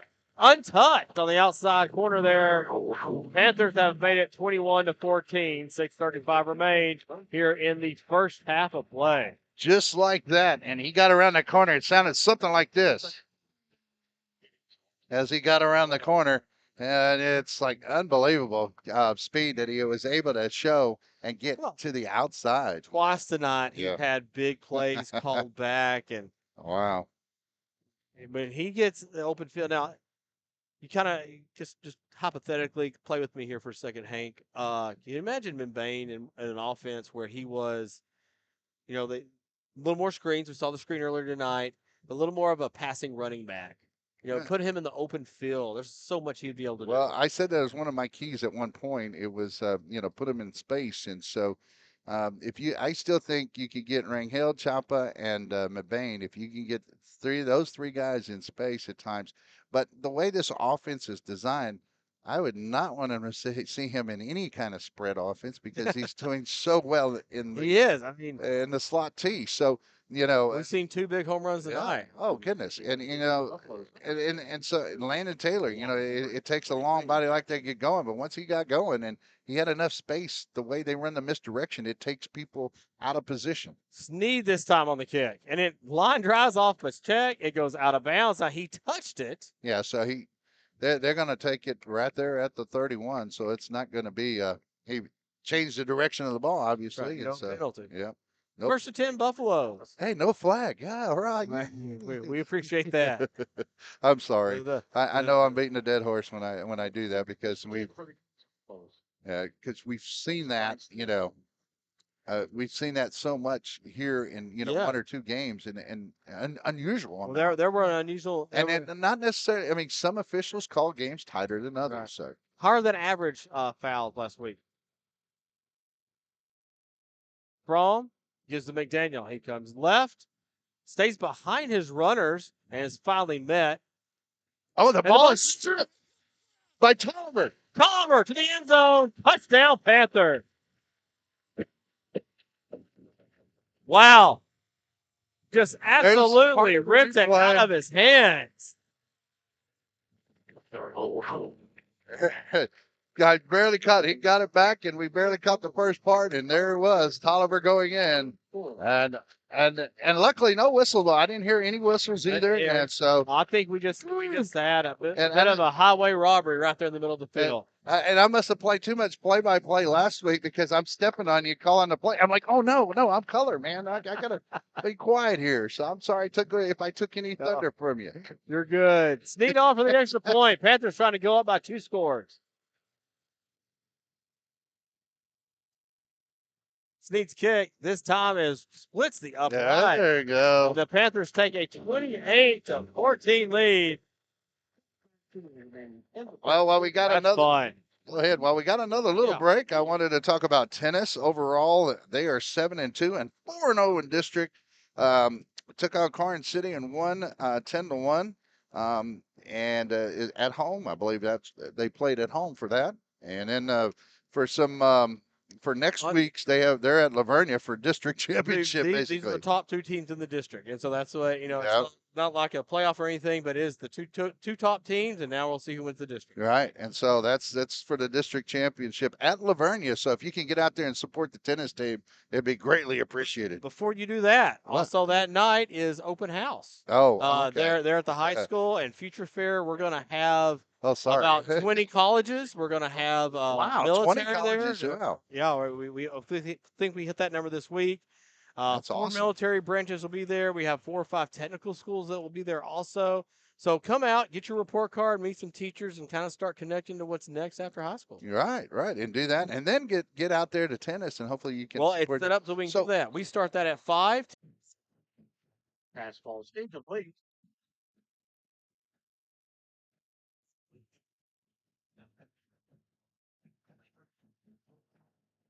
Okay, let's go live. Is it going live? Tell me when. Are we back? All right, we're Welcome back. So Buffaloes have moved the ball a little bit down the field. We just had an incomplete pass from Fromm to Pachek, and we had a flag on the field. We're waiting to hear what this is. So let's go down to the head referee for the call. Have a dead ball foul. Unsportsmanlike conduct. Offense. That'll be his first. So the unsportsmanlike conduct goes against the Buffaloes. That will move them back 15 yards, setting up first down and 25 now for the Buffaloes. 6:07 remaining here in the second quarter. Panthers up 28-14 after the run back, the strip of McDaniel to take the 2-score lead here in the second quarter. Yeah. Panthers with the only touchdowns here in the second quarter. The long drive on offense, capped off by Mabane, and then now the strip. I guess it'd be strip fumble for 6. Yeah, they call it a almost like a scoop and score, but it's a strip and score if you ask There me. you go. First and 20, second and 25 now. Fromm with the play fake, throws, and that goes incomplete. Well covered there by Yeah. the Panthers. That was Austin Davidson on the coverage. There's a flag sit down back at the 31-yard line. There are flags on the play. So And a quick signal from the Panthers again indicates this may be against Giddings. Potentially a illegal man downfield in that spot. A little far down the field for holding. Still waiting on the call from the ref.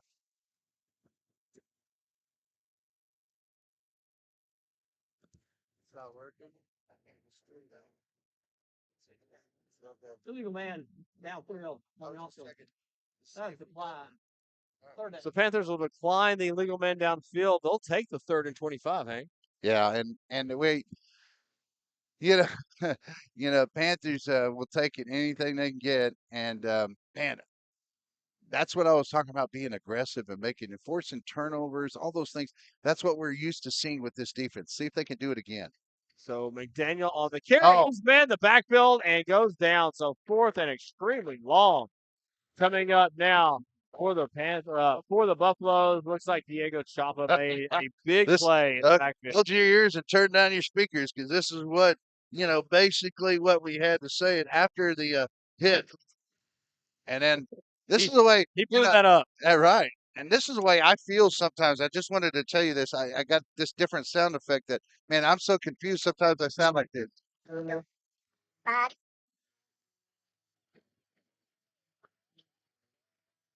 And McDaniel may be feeling that way after that hit from Chapa. I tell you, I feel that way all the time. Rangel to receive the punt from the Buffaloes. This hits around the No. 49. Yeah, but guess what? And we're going to have a Guess what? Now, Hank, I was watching the ball. So, do you think this is a roughing the kicker, or did we run Yeah, into the kicker? I don't know. Did we get a piece of? Yep. I've been the kicker. Roughing the kicker is a call.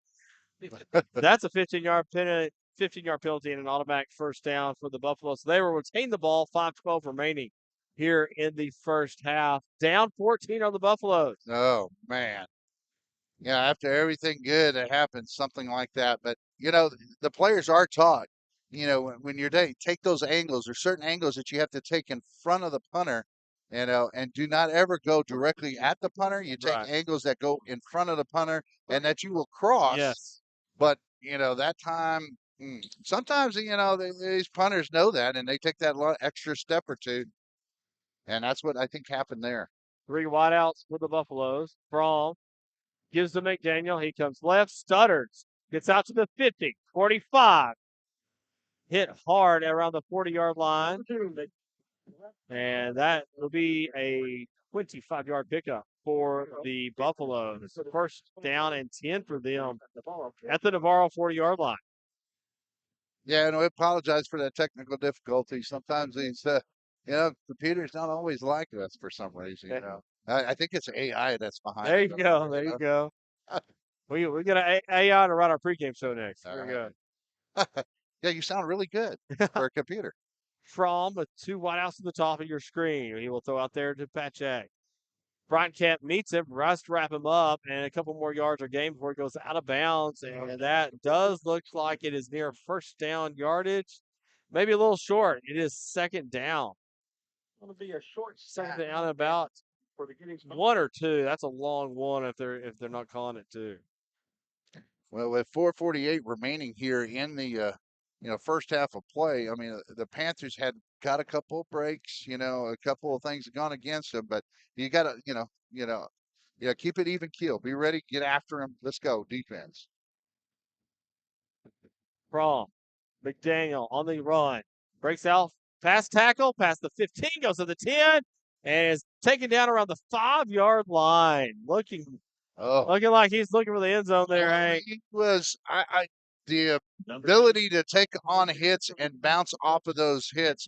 I mean, not every player has that, and there's only a few. We've seen McBain do that. We've seen, you know, Panthers do that as well. But you know, McDaniel was able to do it on that particular play and did a good job with it. Of not necessarily avoiding anybody. I mean, he took the hits and Ran over him. bounced right off of them and kept going. Ball on the 6-yard line. First and goal to go. Fromm, the only man in the backfield. That's Patek on the keeper. Gets inside the 5. Yeah. Panthers bottle him up. Maybe you know, Patsky goes up, you know, the middle, but it's so nonchalant, like, you know, and he's trying to be patient, but man, you know, the players, you know, on the other side, the Panthers should be able to find a gap or seam and get in there. You know, The 2-yard gain sets up second down and 4. Paschke's back there again. Fromm is on the right. Paschke steps up, throws the end zone touchdown. I was going Number 99 on the touchdown catch. That's the big defensive lineman, Kevin Ramirez. Sneaks behind the defensive line of the Panthers for the touchdown. I didn't want to cut you off because right before that play, You saw it? I felt that they were going to do some type of jump pass or some type of trick play with the with Patsky because it was like, okay, they're not going to go to the well twice, are they? And they sucked up the linebackers just enough to get Ramirez behind them. So far, Paschke, this is what he's done out there, is it just stopped at the line, throws the touchdown. Zapta on for the extra point. They get the kick down. It was not a great snap. Okay, so let's go back. The hold was not great. He had to pull it down, and with the helmet coming off, this could be potentially an unsportsmanlike conduct foul coming against the Panthers. Let's see what this is called. That, I believe, Hank, would be assessed on the kickoff. Yeah, I believe it's going to be assessed on the kickoff unless they want to take it down inside, you know, which I doubt. Both teams are moving back down the field. The kick is good. Personal foul. Defense. That will be carried over onto the kickoff. So I mean, roughing the kicker, and even though, like, even if let's say a punter, even if it's you've seen rugby punters, if they're coming around running and they kick the ball and you still hit them, it's still roughing the punter. Right. It's now if they bobble it too much, now that's a little different, and they pick it up. You have to determine whether they're going to be a runner or not, and that's a judgment call on the officials. The hole was not great there, but it was not the kicker with the ball at that Right. point. Yeah, he still kicked the ball as we saw. And so if that occurs, then generally speaking, that, you know, it's going to be roughing the kicker. So the Buffaloes will kick off from the 45-yard line. Well, the wind has really picked up here too. You might hear it in the mics too, So- as well. Panthers go with a different little formation here on the kickoff, deep to receive. Yeah, they expect an onside for sure. Xavier Cropper is back. The hands unit on here for the Panthers. Yeah, Landon Taylor back as well. Just don't have to kick this one as far, so good time for the Buffaloes if they want to try something. Zapta after the extra point. Kicks a high one to Landon Taylor. He'll take it from the 9-yard line. Taylor comes right. He's met. Steps over one Buffalo and is taken down around the 19-yard line. Return of about 10 yards for the Now, big senior. oh, let me ask you this. I mean, it doesn't matter. It's on a kickoff. Doesn't matter where they kick it from. If he catches a fair catch, it should be out on the 25. If he would have, if he had thought it, because you still get it out 25. My understanding. So Yeah. unless that rule only applies, it goes to the, 10-yard line if you got the fair catch because they kicked off at 4. I don't think that's the case. I need to go to the rules meeting. Yeah, the rules. We go to the rules book, and maybe we have somebody here that has it. Schulke, under center for the Panthers. And someone may have moved. Flags on the play. False start on the Panthers. So we'll set up 1st and 15. 3:49 remain here in the first half. Is 28-21. Panthers on top. They have the ball back. 4 touchdowns in the first quarter. 3 touchdowns here in the second quarter.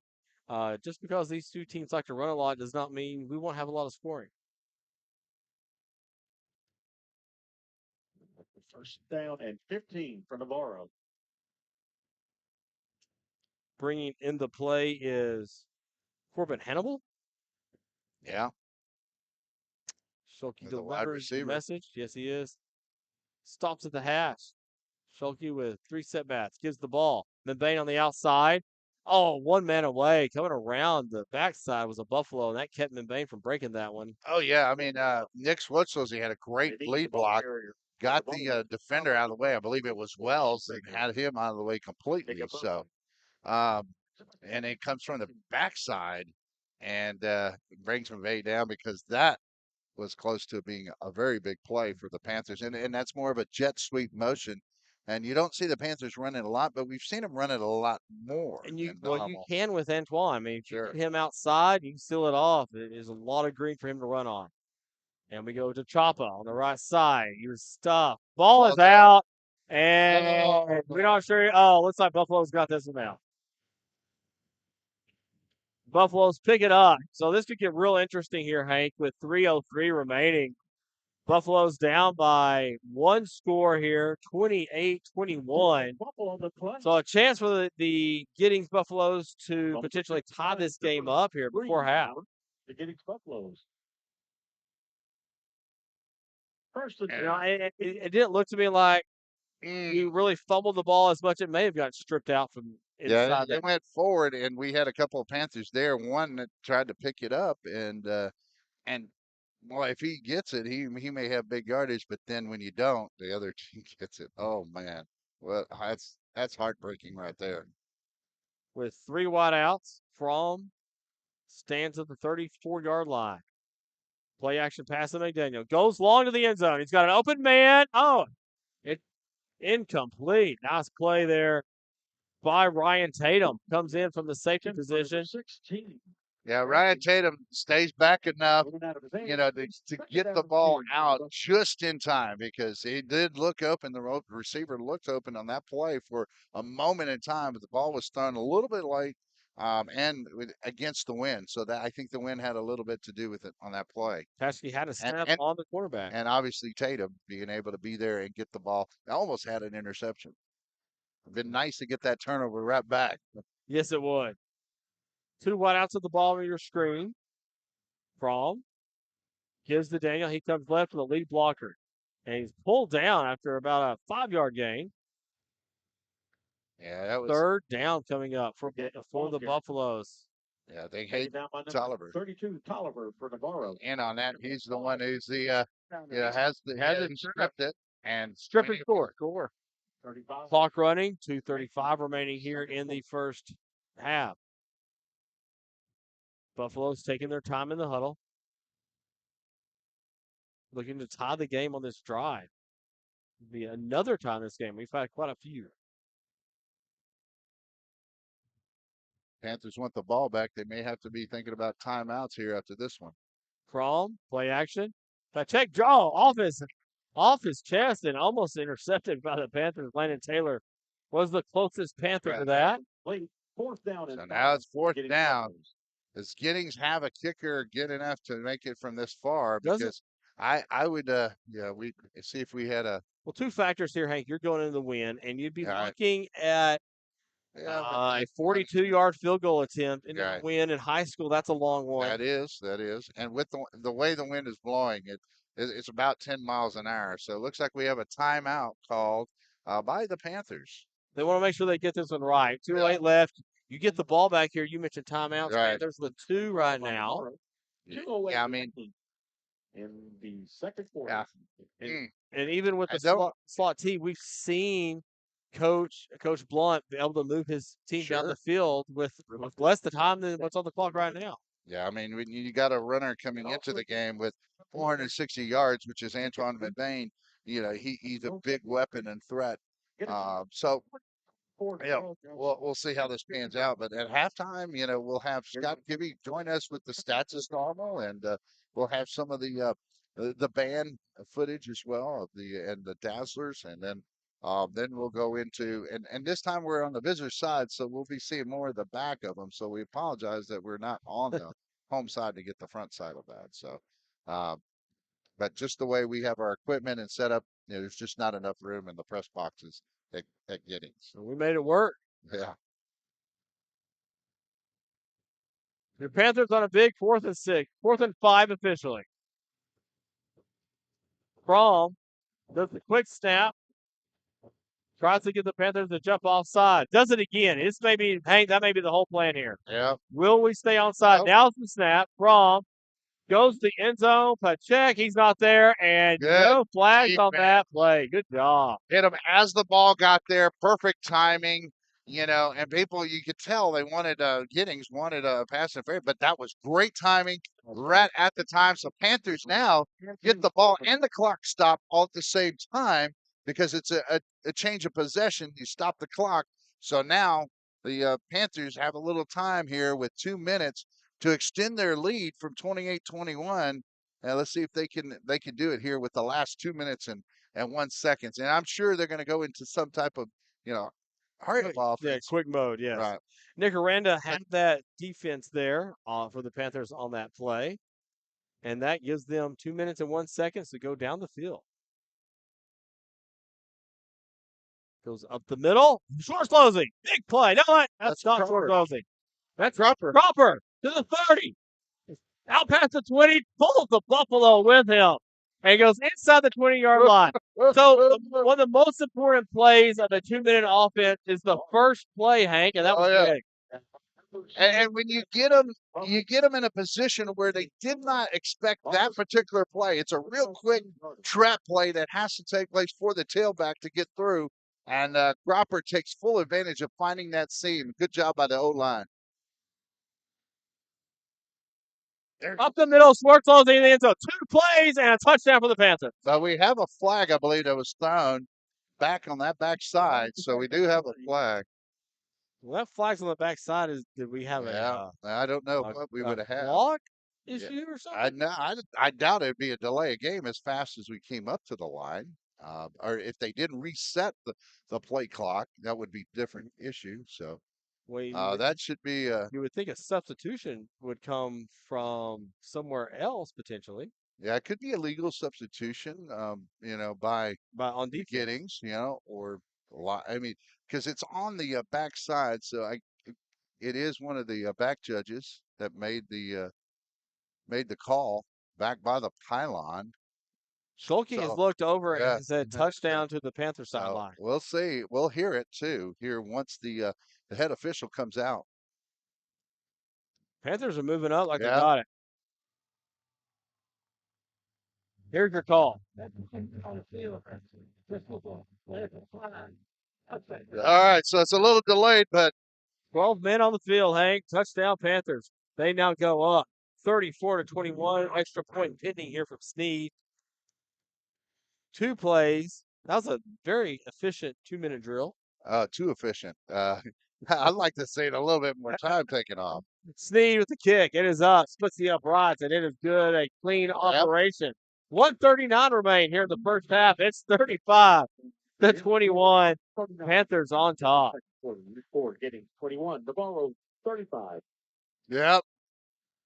I'm very excited about that because getting 2 scores up before half so far. Now, a minute 39, you you don't let up anything. You play just as hard, and I think in this particular situation, since you're still in the first half, I mean, yeah, you play a little bend, but don't break, but still be aggressive, but don't play a full out, defense to where all of them want to say prevent, and sometimes my father-in-law always said really prevents you from winning, Right. So if you play a prevent, don't still play aggressive. That's what I'm asking the coach. I'm not telling the coach. I'm asking, here, please, as a fan. That's all I'm Absolutely. saying. Yeah, I'd put you probably number 2 behind Scott Kibbe on that. Set to kick for Navarro. But and one other thing, we'll get into some of the scores here. I'm sure we'll see another timeout or so. In our next timeout, I'll go over some of the sub-varsity football scores that we have as well. Sneed checks. Sneed will kick. There you go. And from the draw, around the 14-yard line. And back out to the 25, Landon Taylor. I like how they're standing the runner up and just trying to strip the ball again. Yeah, trying to force turnovers. That's something that we've always wanted to see from our, on the defensive side. Our kickoff team does a good job with it. And the good coverage. Giddings didn't have any advantage by running that back to 25. I was just concerned that once the ball's dropped or partially fumbled or bobbled, when you're running down the field, you have a tendency to kind of let up a little bit. And they did not. So good job by the Panthers. 1:29 remain. First half, 35-21. The Buffaloes will take the ball over at the 26-yard line with 2 timeouts and 74 yards to go. McDaniel tries to get outside and he's stopped. Oh, wow. Right away, you see Knox Bellini there on the play. Oh, and now flag. Yeah. That's not a good area for a flag. And you got to be, Coach Blunt talked about it in his interview. You have to be, we want you to be aggressive, but be smart about it. Once you hear the whistles, we always say play to the echo of the whistle. And once you start going beyond that, it's out of the coach's hands and, in the players' hands and the officials to make that call. We're talking about this for a second here. So I don't know if there's a chance this gets picked up or if this is it a second foul on somebody? But a great job by Galini either way at first. Unsportsmanlike conduct on the defense. A 15-yard penalty, first down. Oh, so they don't call it a roughing or unnecessary roughness, I should say, but they're calling it unsportsmanlike conduct. You get 2 of those, it's like having technical fouls, having your foul. So the head referee just signaled over to Coach Blunt here on the Panthers sideline, something about a push. Maybe there's a little extra Yeah. curricular activity down there after the play. So first down and 10. I'd say Giddings, play. yeah, from the 41-yard line. 1:12 remaining, 1:11 now remaining here in the first half. 2 timeouts still for the Buffaloes. Oh, McDaniel, he's up the middle to the 50. He's hit hard by Ryan Tatum. And the clock's still running. 59. The clock will stop for a second as we reset the sticks. That's good for Giddings Buffalo. First down. And up to they the still have line come the 2 Buffalo. timeouts. Sorry, they still have 2 timeouts Yes, too. they do. And they're inside the 50. Clock will start again at any second. They're waiting to go. There goes. Clock's not starting yet. There we go. McDaniel again up the middle. He's met this time. Now you would By expect Nick Aranda. to take that timeout. Taken down by Down number 50 seconds. Clock's Yeah. running. Pick up Up to the line quick. Gets the signal from the sideline. Does Fromm. 2 wide out. 4 wide outs. They're wasting a lot of time by not taking that timeout. From the pass. To his left. It's complete. Down to the 31-yard line. Yeah, almost a 15-yard play on that pass play, and that takes them, like you said, right at the 31. So Patsky with the catch there. I Kamishki, excuse me. I still kind of question the Coach Adams in the fact that he did call timeout. Is still they got the clock stopped, but it took a lot of time He off. lost about 10 seconds. So 3 wide this time for Fromm. And you can't take those timeouts with you either. McDaniel on the carry. Comes left. He's met. Only gets a couple yards on that. Now would be the time for that timeout, probably. There it is. Yeah. Timeout for the Buffaloes. They get it officially at 21 seconds left. They trail 21-35 here. Still 2 timeouts, Hank. Yeah. They sit at the 29-yard line. Yeah, 1 timeout for each team. And so we if the Panthers still, they can still force a turnover, take the ball, they still have a timeout under their belt, they get a chance to score. But they've got actually what's on their agenda right now is to say, okay, we gotta stop any kind of deep ball, keep them in front of you. But like, again, I've been saying it all night. You still got to be aggressive up front. We've got to create havoc in the backfield and get from being so comfortable. We want him uncomfortable as possible. And I think there's times where he's been very comfortable back there. He's had some time to sit, look around, find a receiver. And most time he's done that, he has completed a pass to someone.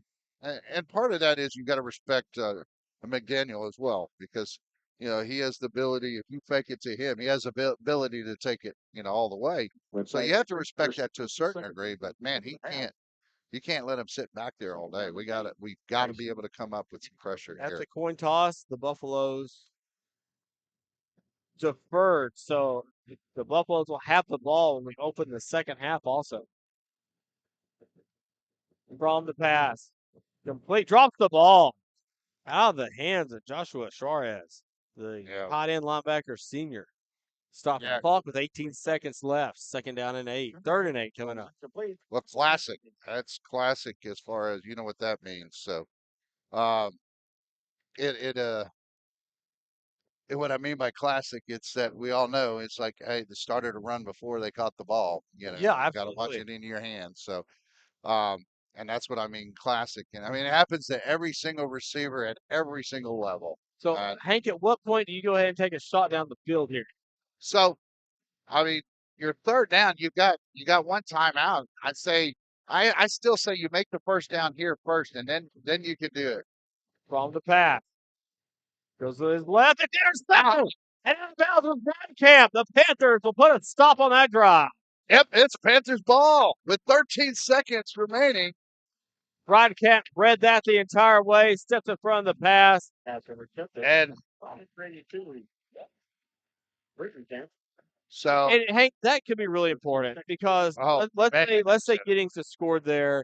It's 35-28. They get the ball back when the half begins, and all of a sudden you could have been tied 35-35. Oh, no. That cannot happen now. Now, Brian Kemp, that's a huge play. And we were talking about you need plays, you need to make plays, you need to force turnovers, and that's what we saw here. I mean, big play, because you could. It's a combination of things, never just one thing. But being that, it really makes a LeVane to the outside, breaks past the 20, the 30. Little room past the 35. Stutter step to the 40, goes out of bounds, stops the clock with 4 seconds remaining. oh boy, that was One. real close to McBain having his forward progress stopped and going out, to the sideline. And By number I thought we were going to have to use our last timeout, but either way, Panthers probably have only one play left here. But McBain for halftime. really took and read his blocks there and was able to use his blockers in such a way that he was able to run one side and then back into the inside and allowed his blockers to get in position and took it back to the outside. Nice job by McBain. And the guys up front blocking, that's for sure. Running well again tonight. Schulke to Taylor. It's the pitch. The chop on the outside. Oh, the hook The ladder. hook ladder was nice there. Not a bad call either. Uh, Chapa thought he got out of bounds with 1 second left, but that is the end of the first half of play. The Panthers lead 35-21. Lots of scoring here from Giddings. So the band is coming up. Look forward to seeing our Panther band here in just a second. Scott Kibbe will join us for scores. I'd say we'll go back to New York for halftime, but we'll just we'll keep it here in right Giddings, here. all right? But yes, we'll keep it right here. This moment, got to give a big growl out. All right, the Panther defense comes up big again, forcing turnovers, and being able to get at least in a position, get their offense back in position. We talked about field position a lot. The Panthers hadn't had great field position this game, but they were able to take advantage. The defense, I mean, unbelievable. The strip and score by Tolliver, big play there, and that Interception. by interception Cap. as the ball is getting, close to the red zone, or would have been right in the red zone if that would have been caught by Giddings player. And then you have, Brighton can't make that big interception. And Giddings had been driving it down the field. And I think that's where we're going to see the adjustments made here in the second half. Is I don't I'm hoping the Panthers can make that uncomfortable without giving up the big play. Well, we've already seen some adjustments, getting score on the first 2 real possessions. Right. But since about the first part of the second quarter, Giddings' offense has not been as effective. So I'm interested, and it'd be nice to talk to Coach Dunham to see what they've done differently on there. Of course, we had the strip and score. You mentioned the interception again here. And then, yes, what can we do now to make Fromm a little more uncomfortable? And I think Right. that might be your icing on the cake as you go into the second half. And we've got to be able to continue to work on our tackling techniques. I think our tackling in general was good tonight, but you saw a couple of times McDaniel's able to break a couple of tackles down the way, bounce off a few. We've got to be able to do a better job of wrapping up and bringing down the running back or whoever has the ball. We've got to be able to do that better throughout. If you're going to contend with the Wimberleys, and you want to get past that, you might even see the Cueros and semifinals and things like that. If you want to get to that point, that's you have high expectations, and it's Absolutely. a matter of you being able to do the little things right. Right now, it's not so much the big things; it's the little things. That's So, right. Here comes your Right. Panther band. yeah, and then you're going to have the Dazzlers out here. So we'll have the Dazzlers on screen in just a moment. And we're going to go ahead and take a little break, and you'll listen to the band and watch the Dazzlers as well. 2-time state qualifying Panther band. All right. Hey, I was third in state in that band when I was at Look at Navarro. that. Yeah, So not only did you win the first district title, Hank. yeah. I don't want to Man. brag, but Okay. we were, but as a band, now you got to remember, I was like a freshman at the time when we did it, but we had seventh graders in the band at that time for a high Right, school right. band, so I thought that was very cool. So here we go, the Dazzlers coming up. The Dazzlers are under the direction of Michelle Conaway. The 17th line is led onto the field by Captain Harley Bodie, Social President Taylor Brannon. Tonight's performance will be a palm routine to Born to Be Wild. Sit back, relax, and enjoy the show.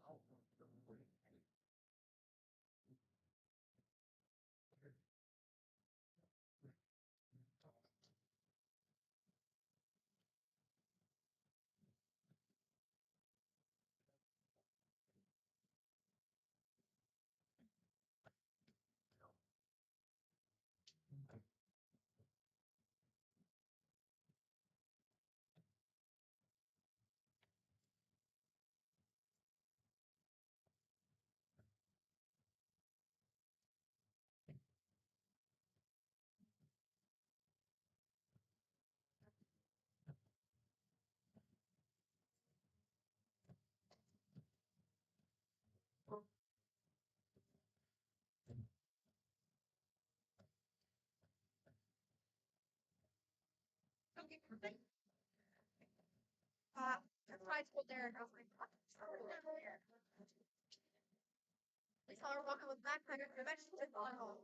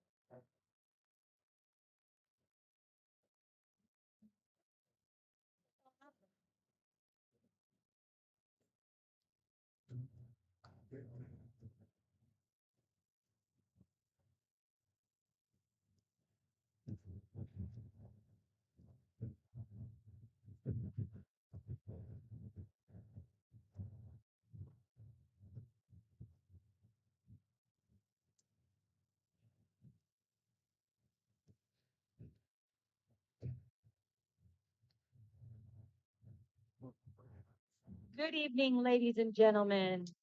Please welcome to the field the grandest band in the land, the Purple Pride Panther Marching Band.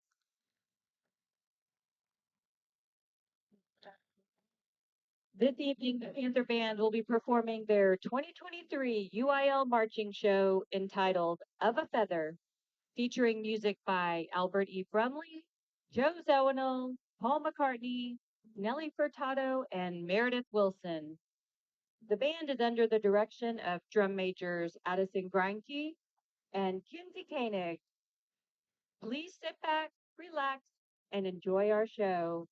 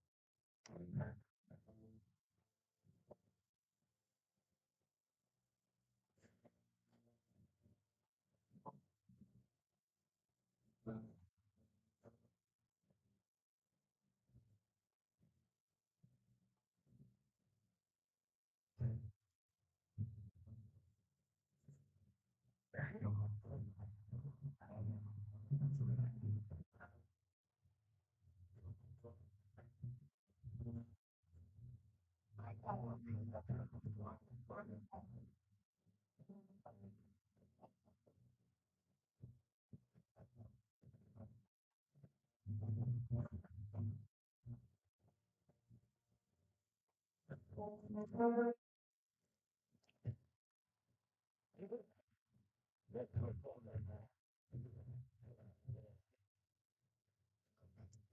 band is under the direction of Patrick Todd, J.C. Alexander, Israel Robledo, and Anthony Gutierrez. Marchers of the week are Caden Marcel and Sarah Mullen. Freshmen of the week are Saban Gonzalez and Jenna Mason. Color Guard member of the week is Claire Martinez. And section of the week, the Clarinets.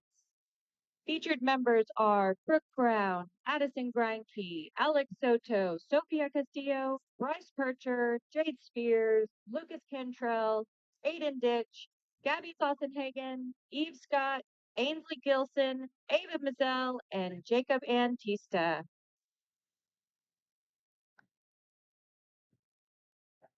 All right, we're back here at Buffalo Stadium, and I'm being joined by Scott Kibbe, who has some of the stats, and I'll be joined here by Clay Scarborough in just a moment as well. And so, Scott, thanks for joining us. And so you had the pencils burning there on the paper, man. I tell you, you had to keep up with a lot there because 35 points by the Panthers and 21 by the Buffaloes, quite a high scoring affair. Wild half for sure. Give Navarro's stats first: 12 first downs, 31 rushes for 340 yards. Big half there. 10 passing yards on that last play. Uh-huh. 1 out of 2 attempts. 1 punt, no yards because it was blocked. 1 fumble, did lose it. 8 penalties, 95 yards. Back on the pace that they had on last week. For the individually, Mebane, 8 carries, 91 yards, 2 touchdowns Wow. back. Right? Yeah. Taylor, 3 for 85. Schwarzlosey, 9 for 66. Taylor had the 1 catch for 10. For Giddings, they have 16 first downs in the first half. 17 rushes, 97 yards, 114 passing yards on 11 out of 24 attempts, 1 interception. No punts, 1 fumble and lost it. That was a touchdown. Two penalties, just 2 penalties for 30 yards. Okay, not so bad. It Yeah. sounded bad initially, when we see the personal fouls and stuff, but 2 for 30. Okay. Well, yeah, a little unbalanced. Yeah. Unlike last week when it was these Right. balanced. But Yeah. McDaniel, 14 carries, 86 yards. From 9 for 22, 1 interception, 95 yards. Paschke, 6 catches, 65 yards, and a touchdown. Okay. Okay. Wow. So, if you had to decipher that, Clay, what does the stats tell you? If you don't have the penalties, what's the score right now? It's my first question. I mean, you Yeah. have the McBain runs that Yeah. came back.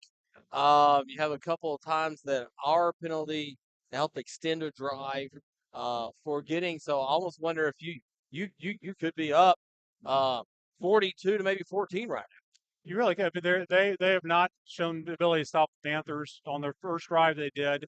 Panthers moved the ball well. The roughing the punter penalty was the big one. Yes. They were able, at least on B-Banes, they at least scored on those drives. They did stop the roughing the passer call that wiped out the interception touchdown. They at least did stop them there. I did not see roughing the passer on that one, but Right. I didn't see the replay. But yeah, it's making mistakes again in a game that you can, you feel like they could have now. For the record, we didn't see it on the replay either. Yeah, Yeah. I saw them Yeah. hit him. I saw him hit him as he let go of the ball, and I thought maybe someone else hit him, but I don't understand that one. Yeah. So they, the Giddings gets penalized very little compared to ours, but our penalties were more of those long runs. So if you actually use that, you could almost say, 150 to almost 200 yards worth of penalties because those touchdown runs called back. So They were, and honestly, I'll say, I think last week's game was over officiated. I think there were too many calls on both sides last week. I think sometimes officials do that.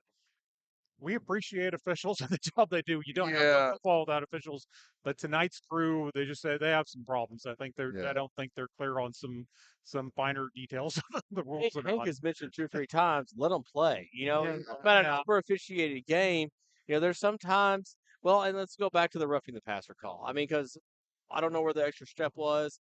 Maybe he put his helmet in the wrong spot. But other than that, I can't really figure out that. I And didn't that's see it. and that's one of those situations where, we're here to play football, and we appreciate the protection of the kids and Right. things like that. But at some point, where's the game? The unsportsmanlike conduct down here, same thing at the end of the half that kept that drive alive. I did not understand anything and see anything unusual.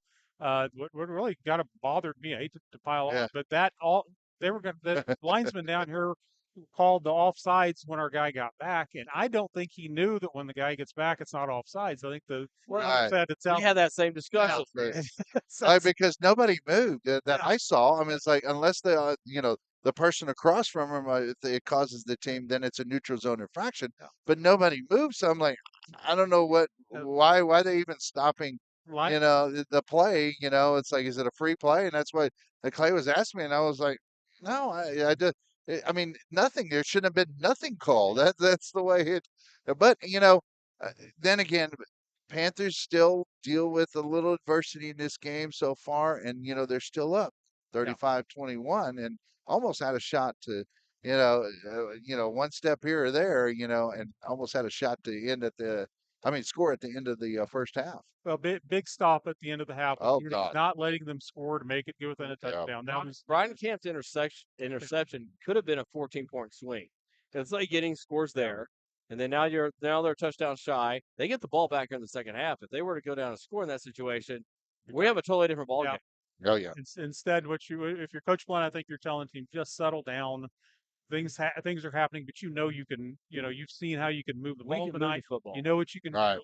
Go out, and you've stopped them at times too. Go out, get a stop, put all the mistakes, come back and score, and you can still have a very good night tonight. Yeah, and we talked about there's some missing pieces, some players that are out for the defensive side, and that could make a difference, like Arias and Matt Richardson, and they're out, and you're like, wow, that hurts that defense, and it's not just because it's one or two, but it's just like a puzzle. That little piece that puts it all together, and they work good as a group and as a unit. They have their certain rotations, like in basketball or anything else, So when that's out of whack, it throws a lot. But they've overcome that, and again, they're still up 35-21, and as long as they can not feel satisfied with that and move forward, I think we'll be just fine, And I think Giddings is probably in a position to where it's like, man, it seems like no matter what we do, what breaks we get,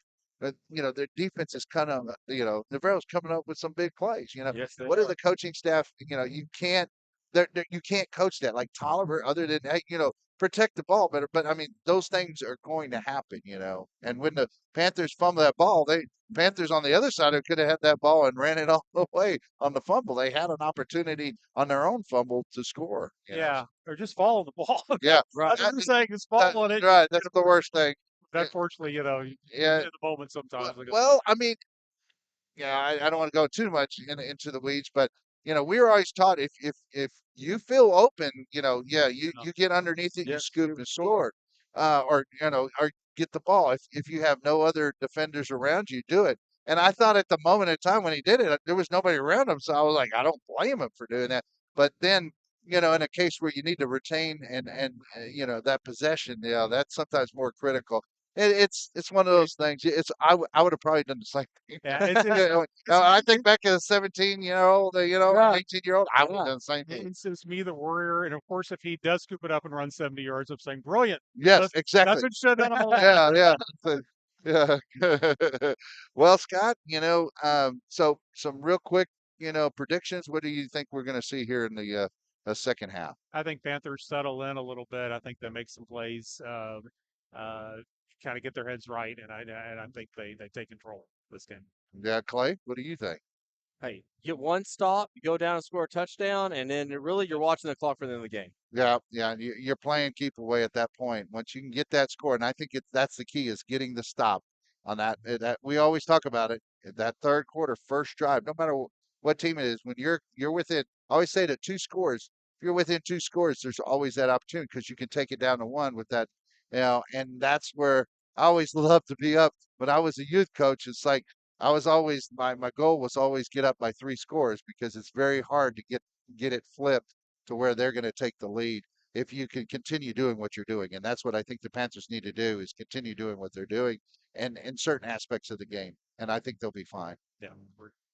All right. Thanks, Scott Kibbe. You can see his articles in the Seguin Gazette and both Wednesday and Sundays. So thanks again to Scott Kibbe. All right. Right now, the Giddings Buffalo band is out, but we see a score of 35-21. I didn't get to go into the sub varsity scores too quick, and we have some, around the area scores as well. For sub varsity football, we had JV beating uh, Giddings at home, 38-0, and then the freshman loses 8-0 at home, and then Bernie North, the eighth graders went to Bernie North. The A and B, the A team lost 33-6, and then the seventh grade played Bernie North as well, and they lost 14-0, and B lost 14-0. Cross country tomorrow, Saturday in Gonzales. So um, cross country out there, and we talked about me and my son last week. It's like they had an off week, but you never really have an off week in cross country. You just got to keep running, and we pray they do well and wish them all the best of luck. Oh, oh, In the mornings when I arrive at school about 7 a.m., drop the boys off, cross country is out there every morning. I mean, they got the little flashing lights on them. It's dark, and they're getting the 3 miles in, man. yeah, and that's always a chore, and so, and any other thoughts before we see the band? Tom Landry always talked about how the first 5 minutes of the third quarter was one of the most critical times in the game. And so, like we mentioned a couple seconds ago, if the Panthers can get a stop and they go and score, really at this point, we're going to be just managing the clock, trying to finish this Right. ball game. Yeah, I think that's very much true, and that first drive of the third quarter is always a big issue. Um, so some scores. What I have here in an overtime, 14 to 14 is the Marion Bulldogs are Randolph They're in Crooks. overtime already. Yeah, Early start time. They have the early time slot. yeah, it's 14-14 is what I show here. They're in overtime. And then the Wimberley Texans have start to pull away from Lampasas, or starting they have. It's 34-14, and Lampasas 2 years ago was a state contender. They were in the state finals. And then you had Seguin Matadors up big, 50-0 over the MacArthur Brahmas. And then the Taylor Ducks are running away with it at halftime, 41-14 over the Gerald Cougars, another one of our district foes. Welcome to the Giddings High School. And then you had the 23. We begin Smithville Tigers losing to Lago Vista, which Lago Vista will be playing in 2 weeks at home. So, and Lago Vista for our first district game, they're winning over Smithville, what I show here in the second quarter with 2 minutes, 11 seconds left. 22-6. Now introduced. And then you have the Austin Travis Rebels, 35-7 over the Manor New Tech Titans, which is also Manor is in our district. I try to just follow mainly our district foes for to kind of keep track of what's going on there. But I did have a score update from Scott Kibbe too. That Lavernia was losing to Sinton. And they just started the second half, and so we need to kind of keep an eye on that. We'll talk about that after have the game. playoff interest and divisional interest in that one. Yeah. Turns out. Oh yeah, and they're in our same region, so I've been saying it's mainly been us and Wimberley, but Sinton's kind of coming in the back door here, and they have been dominating teams, but like we talked about with last week, Lavernia. We were right there. We had the lead twice in that game, and could not hold on to that. But we went toe to toe, I think, and then some. And especially in that first half of play, Navarro won that first half. You take away you can't do that because it's part of the game. But you take away that interception, and that game could be a totally different story. That Navarro, and Lavernia game. Absolutely. And, talking to Coach Blunt after the game, and, of course, us just watching it, you had your chances to beat a really good ball club. And hang your hat on that. And you can go forward hanging your hat in that situation. Yes, sir. So, what you're watching now is homecoming here for Giddings. I didn't realize it was their homecoming tonight. Or I would have brought more material. uh, but if you want, I did not hear. Clay, did you hear from the volleyball squad to see how they did? I have not heard yet. Okay. We have our spies hopefully reporting here soon. Okay. We'll Good. find out what's going on. Yeah, let's talk about Wednesday night coming up at the high school.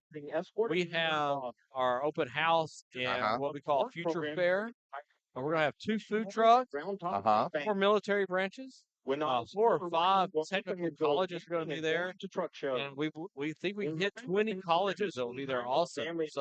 So Wow. get your report card, come meet some teachers, and start looking at what you're interested in doing when you leave high school on time in 4 years. So lots of really exciting options. Although this year, Hank, I've done it for the last 2 years. I was able to put Texas and Texas A&M right next to each other. But now Texas is not coming, and of all the years, I don't know why they're not coming. Oh wow, and they've been here every year since, right? Yes. Maybe you shouldn't have put them next to each other. That could be it. They're doing real good in the rankings, and now they can't show up to tomorrow. Well, we're not far from College Station here, as we're in Giddings, just down the road for the most part. You go down another 40 miles or so, and you're there by College Station. For people, we're a little too close already. For other people, they feel more at home. That's right. So hey, we get to see that rivalry. Hopefully start back up, and in the next football season year. But I'm happy talking about the Panthers because I think what we see with the Panthers again tonight is been some grittiness, some things that okay, you're not going to hold us down. We're going to keep because after that very first series when the Panthers had the ball, they went absolutely nowhere and then went backwards on a penalty there. So it's been. Well, I think truly tonight, Panthers have lined up and said, stop our run. Yeah. And to this point, Giddings has not shown the ability to do that. Yeah, and especially when you can get to the edges, and I think that's going to be continue the because the Panthers, if they get that corner, as you see with McBain or Champa or even like we saw Landon Taylor, so we get that edge, we're in good shape. So and it obviously plays to our strength. I think we can run up the middle effectively. Well, we saw Nick Schwartzel do just a fine job with that. When you put McBain outside with space, yeah, it's quite a beautiful sight. Yeah, it's like he gone. Yeah, it's like, and that's kind of been the study to be an OBGYN. Here lately, it has been one of the things, not just with McBain, but like we even saw Rangel make some big plays as he's a speedster. I'd like to see him a little bit more on offense as well. I don't mean take and replace McBain. I mean, like you can use the way this offense is set up. You can use a number of backs and put them in positions to score and score quickly if you need to. We've done that all night long. So, Hank, we saw that, the last drive, we thought, okay, 2 minutes and 1 second. Panthers, okay, well, basically, what was it? A 4-play drive and 2-play drive. 2-play drive. So, Hank, if you were the Giddings offensive coordinator, how would you try to come and attack the Panther defense to, try to get something going? You're down by 2 scores here. Right. Where would you attack them? I would attack them where they've been, and it's that the short passes, the small, nothing fancy. Do some double moves here and there. And then I would mix in the run because you got a great running back. But I think in reality, Giddings isn't doing that bad offensively. It's like just taking care of the ball and, not making huge mistakes. But I think the way Giddings should play it is not too much different than the way that they've been moving the ball. You talked about in the first half. Neither team has been able really to completely shut down the other team. Except for their, in most cases that it's been them stopping themselves or good forced turnovers like the Panthers had. So I think it's just a matter of attacking. Keep attacking all fronts, but short passes in particular. The medium range passes has really That's hurt the Panthers. right, and that's what I was kind of wondering about. Deville Jones. If you can spread our defense out a little bit, Into the third. Right. you know, you can definitely create some. You create some spots down the right down the middle of the field. Get your guys out in the open and see what happens. But right now, well, you keep the pressure on From, you'll be all right. Panthers and Buffalo coming out for half number 2. It's 35-21. Panthers in front. Yeah. The one thing I'd like to see a little more is more, energy. I want to see energy. Not necessarily you have to be hooping and hollering, but I want to see energy on the field and off the field. Everything you do right now should be supporting your teammates and getting excited about it. I mean, that's why I yell to hit somebody and make you feel good. Is that it's there to motivate, the players around us when we used to do it in high school. And like I said, I've told the story before, but a good friend of mine, Charles Foster, that was a teammate, and we were in the same class together, graduated together, and we went to Navarro, and we always would work and study together. And we were studying one night, watching Judd Ashmore go after his forecast in San Antonio as a weatherman and also a radio personality. And Judd Ashmore would say after every one of his forecasts was hug somebody and make you feel good. And we looked at each other for some reason. It was like we both were on the same page.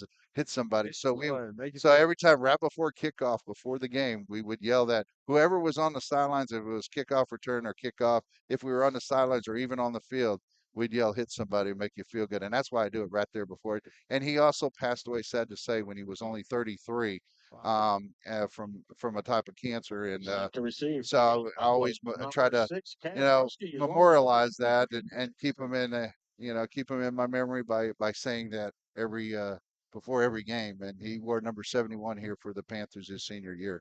That's awesome, Hank. We're really I'm glad we have that archive. On ESPN. That's awesome. We can go back and get that. Landon Taylor kicks off to begin the second half. And taken by number 3 for Giddings. That was Trey Reyna.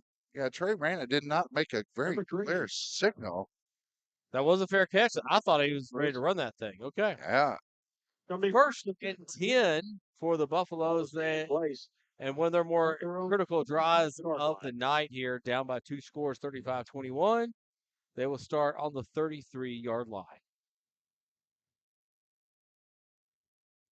And we talked at half, those of you just coming back, well, if you can get a stop here for the Panthers and just go and score, change the entire outlook of the rest of this game.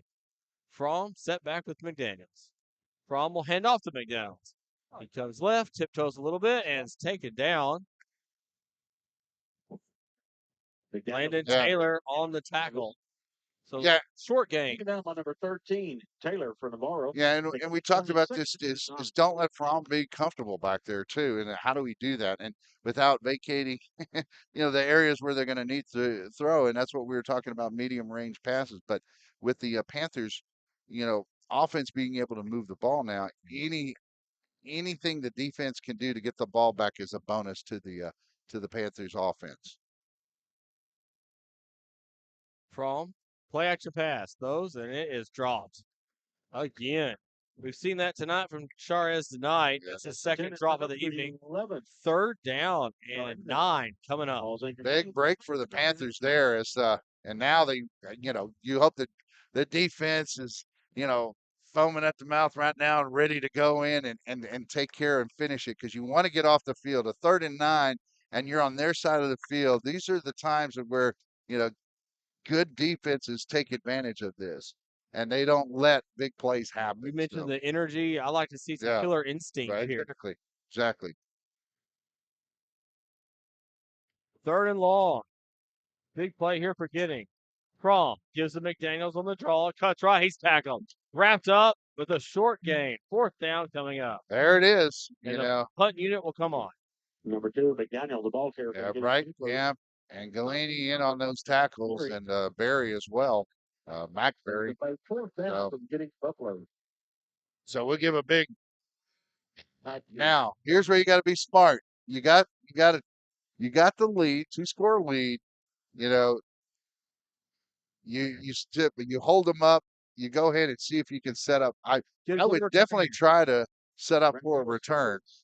Rangel back for the Panthers. Calls fair catch at the 31, draws back to the 30, and secures the ball. So the Panthers will take over 1st and 10 on their own 30-yard line. After a minute and a half at their own as 50-yard line. expired here in the third quarter, Panthers lead 35-21.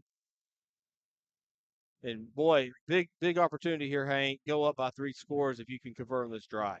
Yeah, I definitely say, that was, people don't look at that tackle and that stop as a huge play. Now, you don't let anything, go the other way. No interceptions, no, fumbles. You just take care of the ball, you'll be fine. Handoff up the middle, Schwarzlosey. Oh, yeah. Gets more than 5 on the play, almost 6. So 2nd down and about 5 coming up for the Panthers. Number 3. There's that train. Workload. It has left the station. Yeah, he has, hey, a 5-yard gain for a fullback in this system is great. You're only looking for about 2.5 to 3 yards to get from your fullback on that play. And for him to get 5 yards on it, it's awesome. I've seen teams here do the same thing. 2 wide outs, and they throw back inside to Rangel. Get the first down yardage. Number 11, Rangel, take it down. See if we can get a quick replay on there. And we do. As you see the tunnel or bubble screen there that you see. Hey, we'll take it. Oh my goodness. I've not seen that. Well, and I don't know if I've seen once or twice in another system from another coach, but that's one of the first from Blount. Mabane goes outside, breaks 1 tackle behind the line of scrimmage, and gets out to the 50, and a little more where he's almost stayed in bounds. Past the 50-yard line, gets to about the 47 of the Buffaloes, and the Panthers will move the chains again. Wow, what a nice, stiff arm, and I tell you about it. Now, the only thing I would like to see, these are wish lists. This is not. I don't want him to change his style completely, but like he did that last little spin move, almost. You like to see a little bit more elusiveness from Mabane. Rangel cuts right off tackle. Or was that Choppa? Oh, yeah, that's Choppa. Yes, it is Choppa. I'm just, I couldn't tell either. I saw the one. It's one of those things. They do this so well. Sometimes it's like, who has the ball inside there? And that's what I was telling you about right now. Bring him in and let's run some different plays. Let's get him in space. One more block, and he's gone. To the 44-yard line. 2nd and 7 officially. So he will give Schwarzlosey up the middle. Stop just beyond the 40-yard line to about the 39. So 3rd down and about 3 or 4 is coming up. Oh, wait. Oh, one wanted to move the chain. So, yep, it's 3rd down. And now with the band playing, it's getting exciting now. 3rd down. Feels like Friday night. Schulke and our midfield judge here having a conversation. And you talked about milking the clock a little bit, and keep playing, keep away. Now that's what the Panthers are starting to do. They're not bringing in the play until 20 seconds is already off the clock. To the line. Schulke, handoff Schwarzlosey. He's got 3 or 4 yards, and that's going to be close to a 1st down. It looks like probably a yard short. Yeah, they're I see the fist come up, so it's going to be a 4th down and 1. Schwarzlosey has been running hard, though. I mean, tonight has been one of the game brings up a short 4th down. So reliable on the inside, and it sets up everything else for Mabane. Once you get that play action, those linebackers are going to start keying off Schwarzlosey. 2 wideouts again, Hank. Could we do it again? Yeah. 1. Handoff Schwarzlosey at the middle. He has first down yardage and more. Past the 30. Down around the 25-yard line where he's pulled down, and that will move the chains for the Panthers. And you mentioned, if you just get 3 yards of play and you keep doing that, there's no stopping this offense. Yeah, it can be pretty demoralizing. on the opposing team because the defense thinks that, hey, yeah, we got to stop any other system, 3 yards would be, oh, that's great, because they'll throw an incomplete pass or something like that, or and it makes it a little more difficult when the quarterback's 5-6 yards behind the line of scrimmage. Mabane bounces out left side. He's got room. He's To the gone. 20, to the 10. You've heard it before. Touchdown, Mabane. Here's the replay. As he gets to the outside, and McBain goes in to score. Wow. Pretty good script to start the second half. You get a stop, go down and score. You're up 41-21, 7:09 remaining here in the third quarter. Snead on with the extra point. Snooky's hold is good, and Snead gets to the left side of the upright. And the Panthers have opened the second half with the first score and have taken a 3-score lead, 42-21. So on this drive for the Panthers, help me remember, did we not have a flag in that entire? Hank, I don't think I saw a yellow hanky on the field. Okay, that memory does serve me correctly then. Oh no, I'm making a point about it because and you see how things work when there's no yellow hankies. Now you would say, well, it's not always. It seems like it could be a judgment call here or there, but the way the Panthers just took and when they came out, you didn't know how to read them because the energy level looked at, but they were more like business like. They say, hey, we're coming out here. We're going to take the ball. We're not happy. We're ticked off, sort of. That's thing, right. And we're going to come out here and we're going to do our job. Stop us. Yeah. And that has not happened yet. Right. Kazmersky and Jackson back to receive for the Giddings. Coach Dunham with the kickoff team at the 35-yard line. Now, sorry we had that technical glitch earlier, but thanks to Miss Wells, they got that right back up and going. Snead sets the ball on the tee, and that kick can come from Hyman, Snead, or Taylor. Take your pick here. There's the wind is blowing tough, so make sure. Hyman on the ground. Oh, that's interesting. Onside kick was recovered by number 4. So at the 47-yard line, the Buffaloes will take over. Buffaloes down 3 scores. That was surprising. I was not ready for that. 42-21, you're up by 21 points, and to see an onside. Hank, is there a point though? Sometime you're kind of like, let's go ahead and try some things. Oh, I don't mind it at all. I'm not saying that you're exactly right. Let's try it. I'm just saying that I was surprised to do it at that point. I thought, well, if we would have done it, it would have been, maybe with 14-point lead or something. But from a 3 wide, 2 at the bottom of your screen. Play action to McDaniel. Goes down the field long. Looking for Pacheco. Goes up and gets it incomplete. Yeah, Tatum played that center field position, rather beautifully.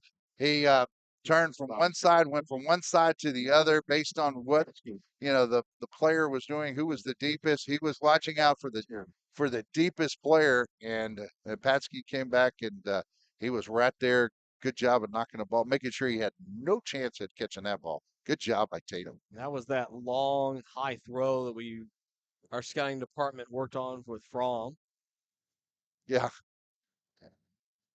And he has the wind behind him, so that's why I think you'll see more of those type of throws. That might be a good thing for Giddings right now. You need to kind of get the ball down the field, get something here on this drive. McDaniel will go to his right, gets outside, breaks one tackle, runs over another Panther, and gets the ball out almost to the 45-yard line where his forward progress was stopped. So third down and about 4 coming up for the Buffalo.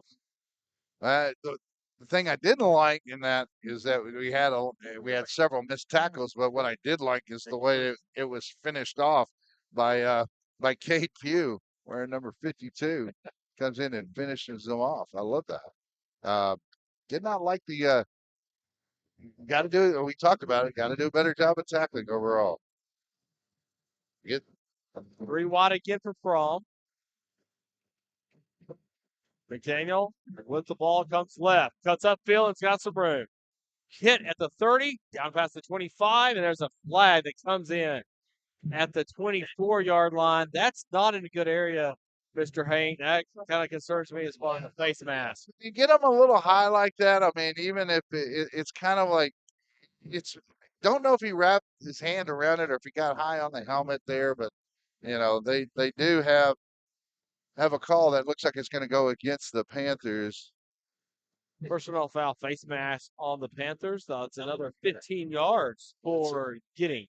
Austin Davidson, I believe that was the making the tackle, was the player making the tackle, and just got him a little high.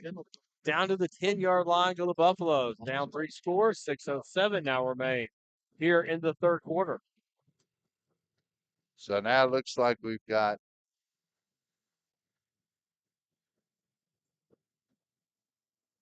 It'll be first and goal to go from the 10 as the chain has been dropped. got officials having a little conference here from the I'm not quite sure what this is about either.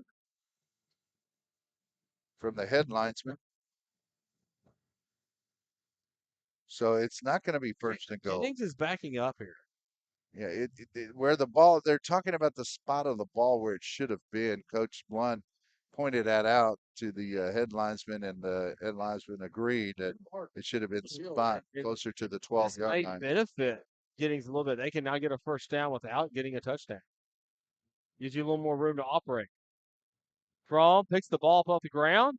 McDaniels takes it back to about the 10-yard line where he's turned around and coming up first at the bottom of that pile is Colton Bridenkamp. Lots of whistles here. McDaniel, the ball carrier for the Giddings Buffaloes. Yeah, his helmet came off, and so some of the players are asking for what I only assume is face mask or something. So I don't know. Hey, just a little speculation here. McDaniel's on the sideline with a helmet. Let's see a pass here from Fromm. Yeah, that's what I would expect. And it's usually look out to the right to Patsky.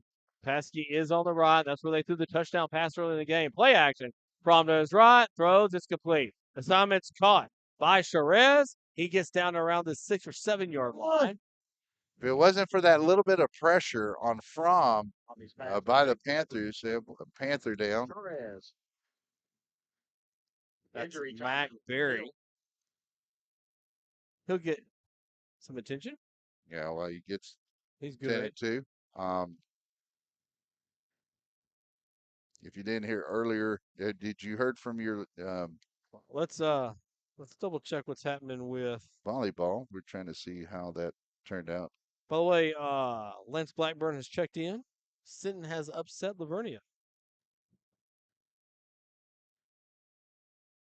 Sinton has upset Lavernia, but young man's coming up on his own accord. It's always a good sign.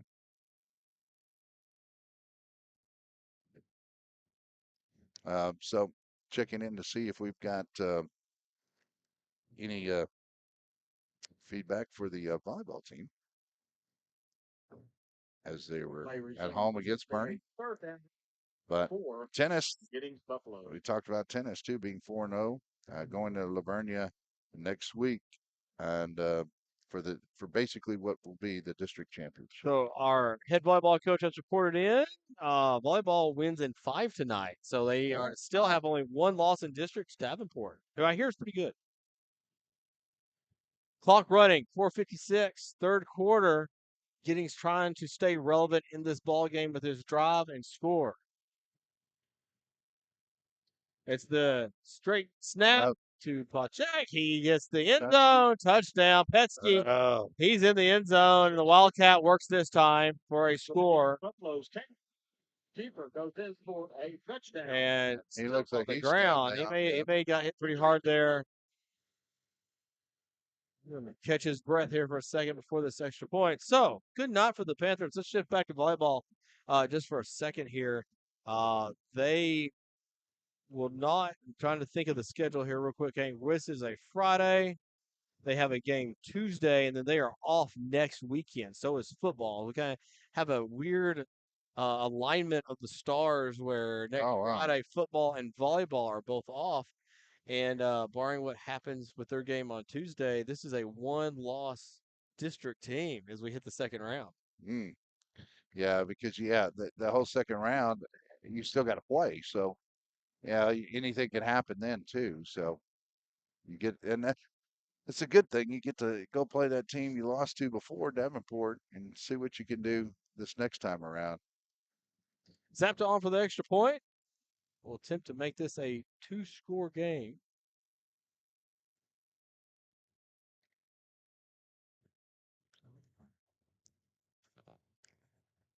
Snap, hold, the operation is clean, the kick is up, and it is good. Well, that man, that makes it 42 to 28 game, and that gets to be a little. Well, and Yeah. now, the similar conversation we had when we started the half, Hank. If Giddings gets a stop and scores, we're sitting here really paying attention here. Yeah. Yeah. Well, and you might see an onside, from here on out too. At least an attempt to, but you may not. At this point, what would you say if you're Giddings? Do you kick the onside at this point? Well, yeah, because what ability have you shown to stop the Panthers' offense at this point? Right. And you might need a little bit of a spark. If you get the ball back to the Panthers right now, you're looking more than likely at another three-score game unless you come up big with a score or Yeah. but you haven't shown a good ability to do that. So I was gonna say I'd probably expect to see an onside almost every time if you got even one of those possessions back. Um, Better than getting none of them back. Zapta waits for his alignment to be set and will kick it deep. And there is Gabe Rangel from the 5-yard line. Up past the 20, breaks his first tackle, breaks another one at the 25, and falls down around the 27-yard line. I love that little sidestep and just taking that off arm and pushing them right through. Ole, so good job by Rangel. Good return on that play. I think I'd like to put in an order here for about a 6-minute, 3-yard play drive. Yeah, maybe get us eight into minute drive. get us into the fourth quarter with a 3-score lead. Yeah, like I said, I was surprised that Giddings didn't even attempt that because of the way their defense had been playing. The Panthers' offense has been playing. They're going to test their defense to do a lot here. Mabane comes up the middle, hits about 4 yards before he's still running. There we go. There's a whistle now. I was like, well, his forward progress has stopped. He got a couple of yards, maybe even 3 yards on the play. So. It's part of what we love about this. I mean, this is let's line up, smash mouth. We're trying to stop his football. Mabane does not stop moving his leg. Yeah, I mean, to tell you the fact, that's hardly any of the Panthers backs because they're all coached in the same manner. It's like you keep moving as much as you possibly can to keep the legs going. As good things happen. That's exactly right. They teach you high knees for a reason. That's right. 3:50 remain. Third quarter. Schulke looks over the defense. Up the middle. This is a long run coming up. He's broke this one. That's ball knocker. Welcome to the game. Now it's here's the replay. He finds the middle and finds the seam, and nobody really knew that he had the ball. And then the last defender. Wow. That's good for a first down, Panthers. Well, and there you go. And that's why I'm not advocating that Giddings does every time, but even if you go down and you score, every time you score and the Panthers come back and score, you're just hoping that you can stop one time. That's why I think it's no difference in kicking that onside. At some point, they've got to find a way to just keep our offense off the field. Right. Schulke takes the snap. This goes up the middle again. And still chop it. Yeah, chop it. Legs. Chopping. Not stop it. Even as he's on the ground, those legs are still turning. Tackle goes to Wyatt Kamensky, the senior defensive back. Well, I was looking at the play clock all the way inside 5 seconds before that ball was snapped. Right. As you watch this here, Schulte will get the play in here in just a second. They'll come to line, and we will wait before we snap that ball, taking away the opportunities for the Buffaloes to score as little as possible. 2nd and 7 coming up. Schulte will go. He'll wait. There's 6. There's 5. Now we get set to snap. McBain gets the ball on the left side, has a blocker in front, but he's pulled down. Pulled out quick. That was Ian Velasquez, the sophomore defensive back, on that tackle. Well, you know how good McBain is doing to see them get very excited when they actually tackle him, within, with 2 or 3 yards of the line of scrimmage. So, that's to show you how good McBain's been doing tonight, when they get that excited. So I'm sure Skibby Scott's got his abacus out over there, and I look forward to hearing the McBain yardage coming up. Yeah. 1:45 remain, third quarter. In motion. That's McBain again. Cuts it back upfield, and he's met. And they're in the middle. So 4th down coming up. Maybe a yard pickup there for Antoine. 4th and about 6 for the Panthers. Yeah, I mean, that was off of almost what was a double wing look, and trying to get McBain on that the outside again, and this time it was well contained by the Buffaloes. They saw it coming. In other words, they went in. Now you got to have a wrinkle off of that. You wouldn't want to run it like now with the fake, but in sometime in the future here. Good time to practice that too. I mean, our next game's district, 2 weeks out, but that's your next one. That's correct. That's 2 wide here. 4th and 6. Schulte rolls right, throws, complete, 1st down. Down to the 11, touchdown. There goes Gabriel Rangel on the touchdown for the Panthers. There's the replay. And it is like, there he is, catches it around the 15, breaks 1 tackle, touchdown, Panthers. And what was, what's nice about it, he waited.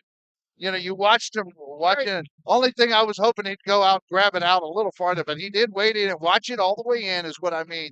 He watched it in and he made the turn as opposed to turning before he caught the ball. Right. We've seen that tonight. Yeah. That leads to drops. Oh, wow. Extra point up, and it is good. Sneed with another good extra point. Panthers go up now 49-28, 46 seconds. There you go. Remain here in the third quarter. Hank, that drive ends up taking about 4.5 minutes off the clock. Yeah. Yeah, not quite the 6 minutes you were looking for or so to take it down to the third quarter. I mean, take it out of the third and into the fourth. And we'll keep some perspective on it. That ran down about 25% of your clock remaining in this game, and there's a lot of scores there that you just have to have. Yeah, and what's scary is that it's as great as it is for the Panthers to go down and score the way they did, it's like, okay, you've seen Giddings be able to move the ball, and that's concerning too because I mean, last year they barely was able to score. They averaged like less than 10 points a game last year, and they're getting in a newer system because that was I think Coach Adams' first year was last year. So now you see them starting to get things amped up a little bit. They're moving the ball well. They have a good running back. Right. They have some receivers that can get down the field and run out space. But when you don't see a slot team, all the time or very often, then this is what a slot team can do to you. Sneed will kick it. He goes deep and out of bounds. That went 27-yard line. That wind. Oh You boy! saw that really knock that down. I mean, we're probably getting 15-mile-an-hour gust of wind here.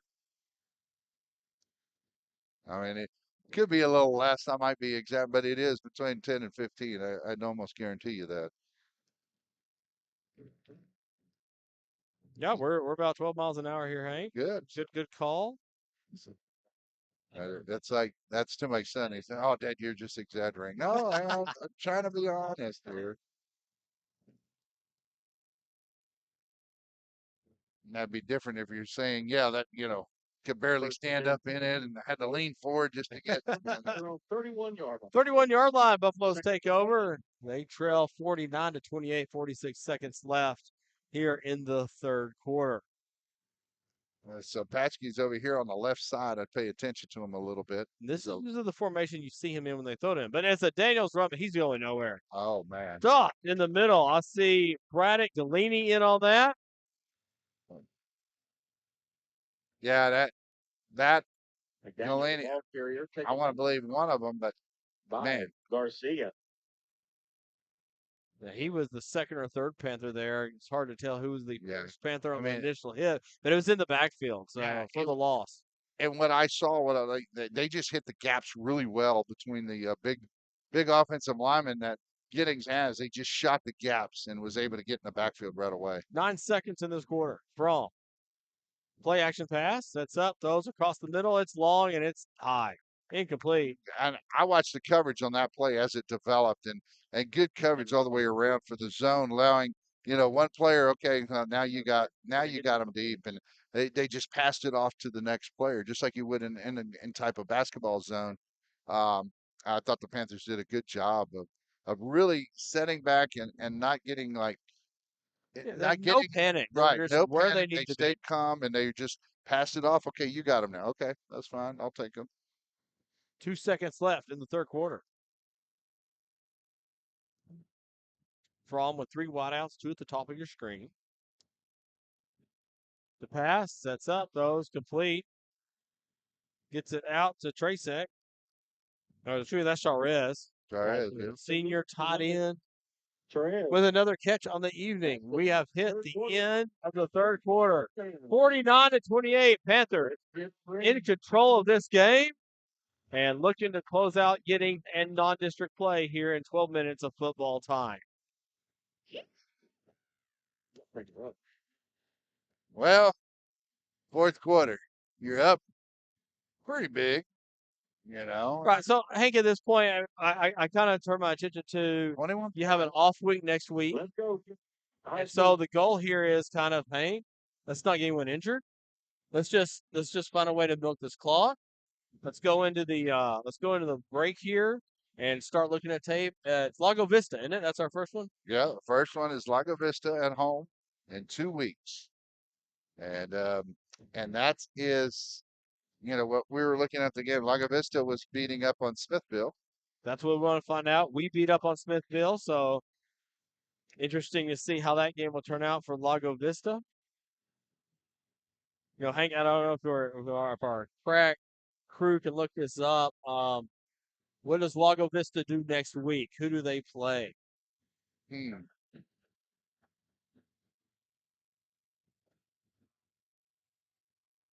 And does their district start next week? Yeah, I don't, and it might be one of those situations where the entire district is off for a bye. Sure. Set to punt are the Buffaloes. Down 3 scores. As your punt hits around the 47, takes a Panther bounce back to the 49-yard line. Panthers will take over at the 49-yard line, their own 49-yard line. Yeah, so most of the district's off from what I understand, next week. All right, there we go. Everyone will get a chance to rest and get an extra week to look at film. I know a lot of coaches enjoy that extra week of preparation. For Navarro. We don't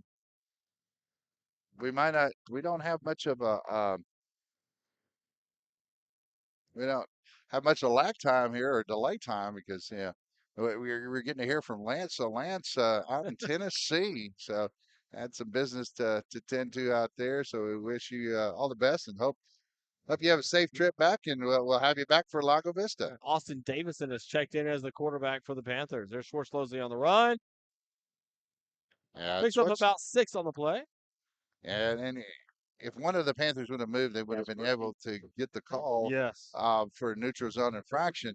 Now, did he actually get all the way back? Is the question, because I thought he was still in the neutral zone when we snapped the ball. So the line judge says he got back on this one. Yeah.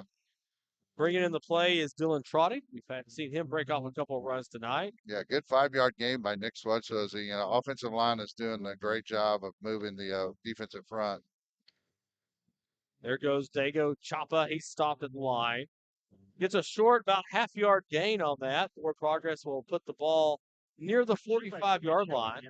Well, I'll tell you what, Giddings, I saw Down and foul. Giddings follow the pulling guards for the Panthers. They were there watching. Yeah, Diego did not have much room to go there. Yeah, it was kind of like one of those things where we've seen the Panthers use the guards as decoys too. So Clock still running. Davidson on the keeper, tries to get outside, but he is dragged down. Behind the line of scrimmage, that's number 6, Wyatt Kamirski, the senior defensive back. and Third down. Fourth down. he read that one all the way too. There was no misdirection about that play.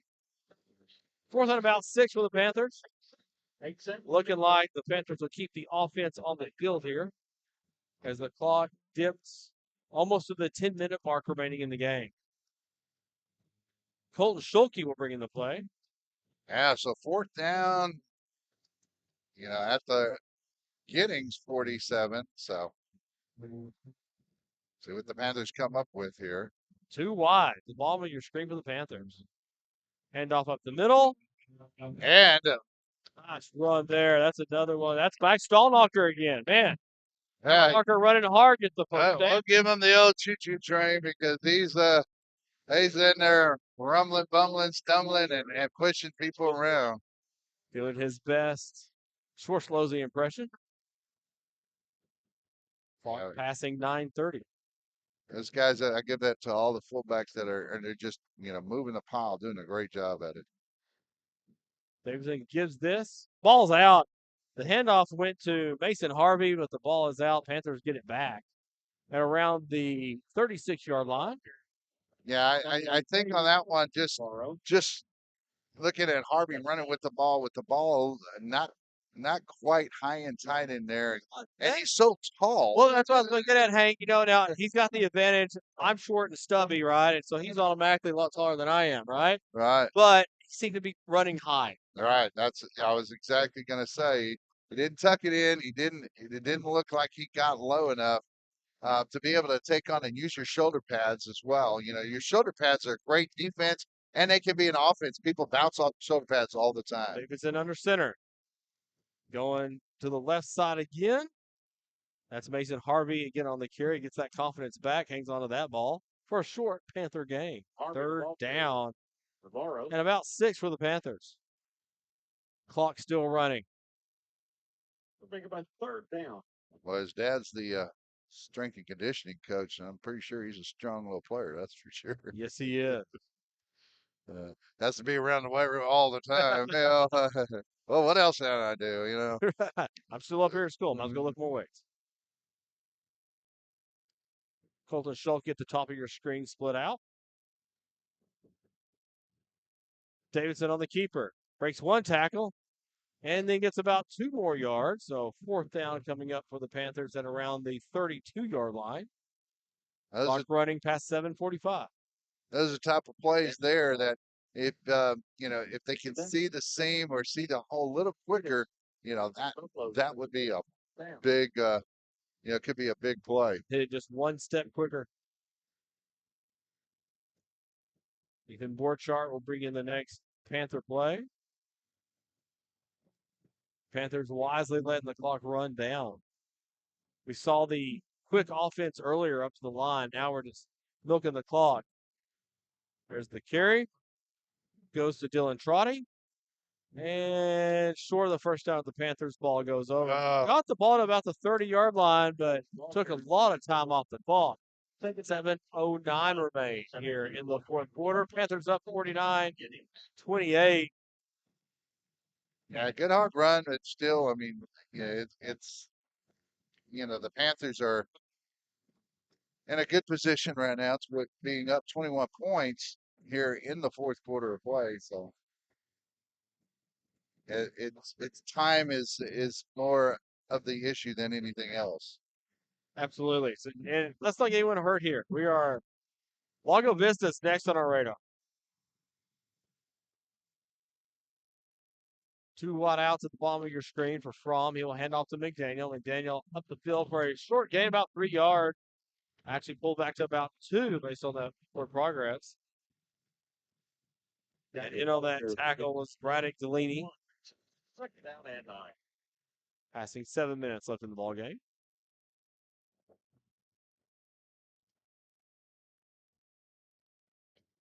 Yeah, if we get the ball back, we'll probably see even more substitutions of players in. And we already see that a little bit here on defense now. From set, 2 wide and single man down below. He'll throw. But checking is Contact pulled down around the 31-yard line. He had nowhere to run. Ball up really quick. Well read by the Panthers. Yeah, that's the next group that came in. Really got fresh legs and ready to play. We do have a player down for the Panthers. So while that's going on, we will remind you that volleyball has won tonight in 5 games. 5 sets. Yeah, 5 sets. That's right. They won the match in 5 yeah. sets. Absolutely. They have 1 loss in district. So well done, volleyball. Tennis coming up on Wednesday at Lavernia. Big game, big match with Lavernia at Lavernia. Winner will pretty much win the district. So look forward to seeing how that turns out. Also on the same night, on Wednesday night, we have open house in our future fair. Feel free to come out for that. A couple of food trucks. We're still trying to get another one out there. We had 3 at one point, but 4 military branches, 4 technical colleges at least out there, maybe 5. And then we got about 20 colleges that'll be out there. So come on out, get your report cards, meet some teachers, start connecting to what you want to do in the future. We're going to be packed there. This is our 3rd year of doing this, Hank, and that's awesome. We will outgrow our cafeteria with this year. Well, let's say now, with that being outgrown, one thing that's in the horizon now is a new high school. We just had the groundbreaking not long ago. Yeah. So last week, and so now it's official. The high school is underway. The new high school for Navarro High School. So yeah, just 2 gyms, competition gym, larger cafeteria. I might have to get 3 colleges in there. And yeah, I can't wait for that. That can be used by the whole entire district. Absolutely. That's our goal. Our community. Come on. And the community. Because as we now say, the Navarro ISD is the heart of Geronimo. Yeah, absolutely. And I like it. I like the model because of the fact that now people can distinguish us from like Corsicana, and they always think, "Hey, are you Navarro? Is there Navarro over there by Navarro Junior College?" Hey, this is my 4th year here. I've been asked a few times, man, y'all must have a great cheerleading program, and we do. Right? But we're not talking about the college one up there. Right. So now, and teachers can recognize us too, hopefully by hearing a model like, "Oh, Geronimo, oh, so there." That's right. 5:51 remain in this game. From the pass, holds the ball a long time, and the wind just absolutely knocks that high pass down. So 4th down coming up. Yeah, I mean, if we had a couple of dove hunters out here, they would have been able to get that one down. That was a floater. Yep. Down to probably nothing left of that one after 20 people shot at that one. No, sir. 45 remain. 4th down coming up for the Buffaloes. It appears the punt unit has come on. Panthers up 49-28. Next stop for the Panthers will be Lago Vista with district starting. Yeah. Paschke set to punt the ball away, and hope to see a little more of our next wave of offensive all-stars coming out. Paschke with the kick. Not a very good one. Shanked off his right side of his foot. Well, goes out of bounds around the 41-yard line. So Panthers will start at the Buffalo 41. Well, I thought he saw Dylan Scoggins come in there, and he's coming around him, so he had to alter his kick because if not, it would have been blocked. So now the Panthers have the ball. And Austin Davidson has checked back in as your quarterback. Schulte is bringing the play in right now.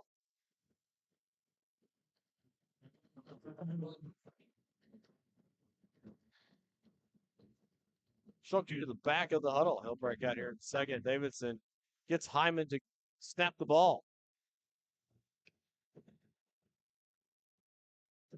In motion. It's up the middle. Number 30. That's Stallknocker again. Gets a couple. Yeah, Stallknocker, good hard runner. I see why they have him at the fullback position because you got to be tough and you got to be able to keep those feet churning and knees high and going forward, keep the shoulders low, pad level low. Second down and 8. As the clock continues to run, Panthers take their time getting the play in. Now, as soon as we get a chance, Hank, I'm sure we get out here, let's make sure we know what Lago Vista did again tonight. Yeah, they were up 53 to, I believe, 6 over Smithville. Over Smithville. Okay. Last time I looked. I believe Smithville we'll try to keep them in our district schedules next year. Another carry for the Panthers. Down around the 37-yard line, pick up a 3. So third down. And about 5 for the Panthers. Friday ball carrier for Navarro. And for the stop for the Giddings Buffalo. Right up. If this is done the way we are running the ball right now, Mr. Dieter, we may not be giving the ball back to the Giddings Buffalo. Third down. Yeah, if they can get this third down here, I mean, I know that you're going to use all 4 downs here. And especially if you can keep the clock moving. Davidson waits for the clock to get down to below 5. He will keep it. No, as the ball goes up the middle. Well done. Well, good carry there. Well hidden. Stallknocker. Get close to first down yardage, actually. They got it. They got it. There's another train. Train has left the building. The trains move on. Clock passing 3:43. Yeah. And give credit to the offensive line as, the offensive line has to adjust to the defense as well. When the defense shoots one way or the other, it's not just easy to say, mano, I'll just take the guy right here. And they don't stand still for you. You have to move with them. And that offensive line is doing a good job of taking on the lateral movements. Davidson on the move, left, and he's sacked. Yeah. And number 34, Josh Dowell, the senior tight end linebacker for the Buffaloes, on the sack. So, Hank, let's go back, let's rewind a little bit to what we talked about at the beginning of this half. We had a lot of points scored in the first half of this game, but when we came out, Navarro knew if they had a stop, they got a score. This game was pretty much in their hands, and that's pretty much exactly what they did. Yeah, and now playing keep away for most of the game.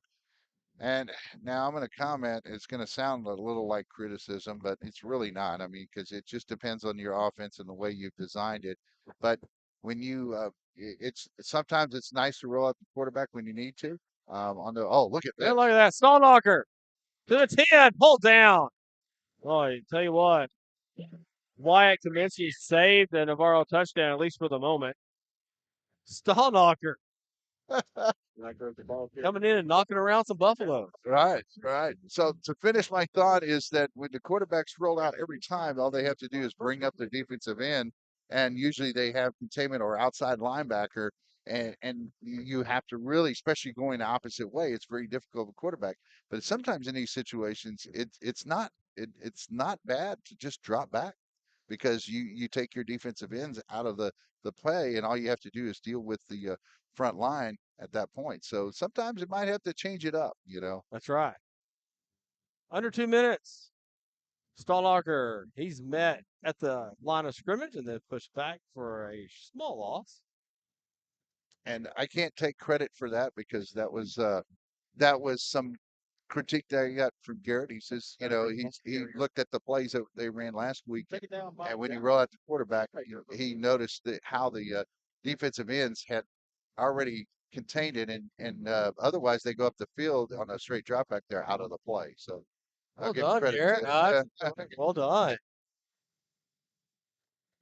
119. Ball's on the 7-yard line. Second down. Panthers goal to goal. Davidson waits for the clock to run down. Davidson hands this ball off. Oh, look at that. Wow. He's in the end zone no matter who it is. Stallknocker. Boy, he deserves that touchdown. Panthers go up. to 55 points with that score. The extra point still coming. And I'll give him one of these. Stallnacher has come on a couple of good runs. His first run was a big one back in the third quarter, and since has been very effective up the middle.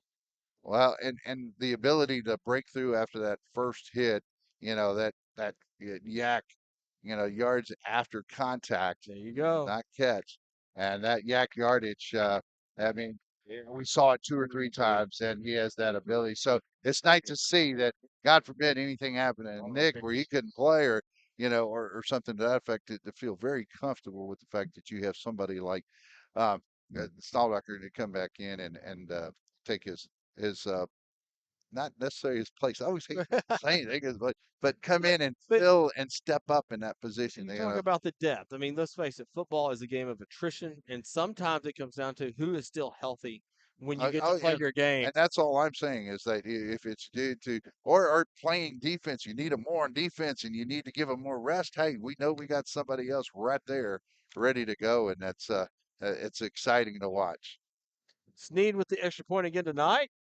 56-28. Panthers in front. 102 left in this game. Now I see some of the players down there, and they are chatting with each other, and you could tell, hey, some of the players, the older players, getting with the younger ones. Hey, this is what you need to do. This is what. Nice. So you love to see that. That's a good benefit of this game. And starting about midway that third quarter, definitely in this fourth quarter, you've got a lot of guys, a lot of reps. Yeah. In real good football situations. Yeah. Because you never know when you'll need that late in the season. Kazmersky and Jackson back to receive for the Giddings football. Kazmersky and Jackson to receive the kick, and Snead set to kick off again. Our kicking unit has got a lot of work tonight, and that's fortunate. Yes, very fortunate. So it will be Snead on the kick. He kicks it down around the 15-yard line. Gets outside, bounce back past the 25. That was Wyatt Comiskey on the return. Gets out to about the 31-yard line. 53 seconds left in this contest. Yeah, and right now, wow. I figured the Panthers would score around 40-something points, but I didn't see. So this is a good win for the Panthers needed before you go in that district play, and builds up a lot of confidence, but also gets you to, like you talked about earlier too, practice working in and being able to develop some of the younger players. This will be a nice tape for our coaching staff to use. It will have plenty of things that you can point to. Hey guys, this was good. We can hang our hat here. But it's also going to have plenty that you're going to go, hey guys, we better clean this up. Yeah, because Lago Vista likes to throw the ball. I mean, they like to mix it up. They're a very balanced team, I believe. Carry by the Buffaloes will go for about 3 yards to the 35-yard line. That will put the play clock, the game clock at 40. The play clock is at 40 right now. And technically, there does not have to be another snap in this ball game. That's correct. And you know what I was going to say, you can't look at scores and say, oh well, they beat them by this much, we should be able to. It's all about matchups, and so sometimes matchups are different from one team to another, especially when you're a slot team. Things change rather quickly. You can slow the game down, and the scoring is different. Just like we saw, the Panthers won that first half last week over Lavernia. They were ahead 8-7 going into that halftime, and then take the lead back. I mean, even extend the lead. But here we're talking about tonight. The Panthers win big. Yeah, 56-28, and wow. What a great feeling. That's what I wanted to say. A great feeling to see it. Just like it's a good, solid feeling. You had a good, solid game, but still plenty. Again, Saturday morning they'll be up there. They're going to look at this tape, and a lot of good coaching points coming from it. A lot of things that you don't go into your bye week going, here we got a lot to work on. Yeah. Well, I mean, they'll have a lot to work on to get ready for Lago Vista, because they're going to have to look at all the different things Lago Vista does, and Lago Vista is, one of those teams that, some days you can beat them, some days you may not. We saw that last year. We beat them the first time. Second time wasn't so good in the playoffs. So, and knowing that going into this too is that, you have to, I think you really do have to make a statement with Lago Vista as well, saying, hey, we're one of the better teams in the region four, and we're going to show it. Absolutely. And, but by no means can you, and I'm sure there's just no way that anybody's going to come in overconfident after a big win like this. They're going to have to go in and, have Lago Vista come in their house. They're just going to have to. I always look at it as a even keel when it comes to that, but you've got to be excited and fired up about playing district play, no matter what. When Absolutely. you play district, you better be fired up and ready to play. Well, that's what you practice for those other 5 weeks. So that you Uh-huh. can take this on. Enjoy your alma mater right here, Navarro. Let me turn that up.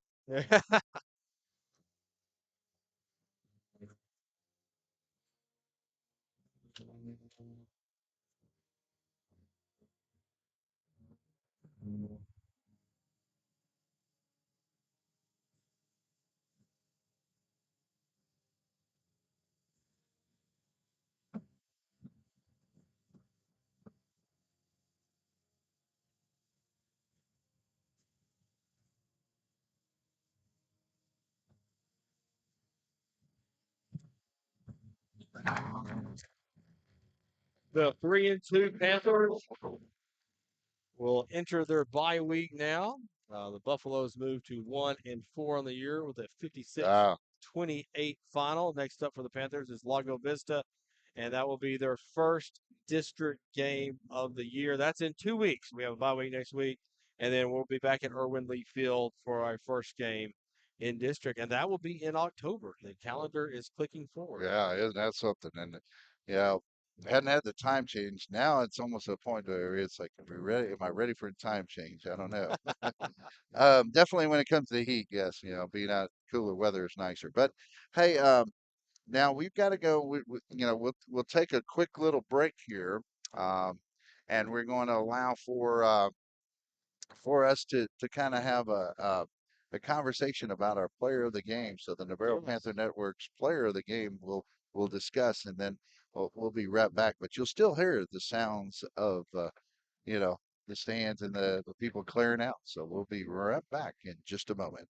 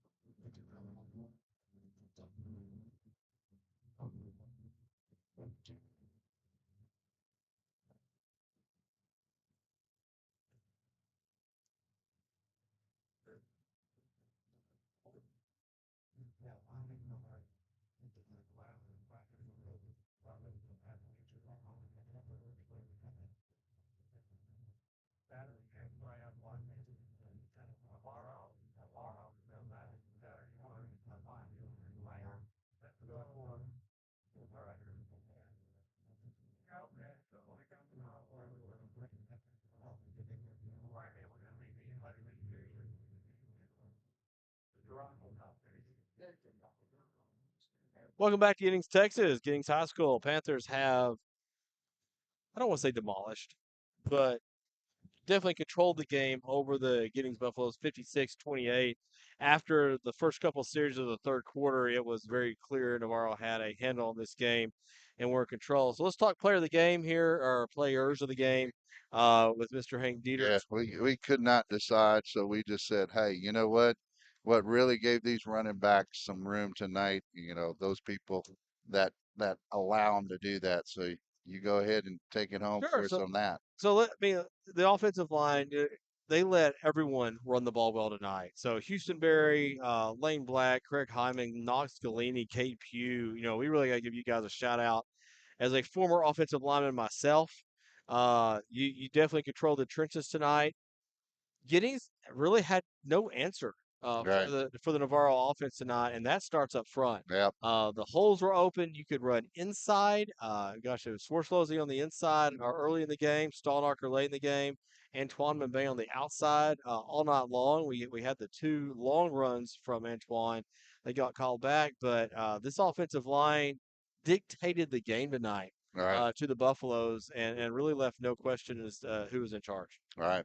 Now, after that, those players of the game for the Navarro Panther Network player of the games, the O line. So we have Scott Kibbe with final stats, and we'll talk a little bit about Lago Vista, and then we're signing off.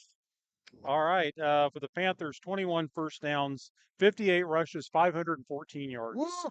Good slot C night. 40, Yeah. 43 Yeah. passing yards on 3 out of 4 attempts. 1 fumble for 0 yards on the block. 2 fumbles, or excuse me, 1 punt for 0 yards. 2 fumbles, lost 1.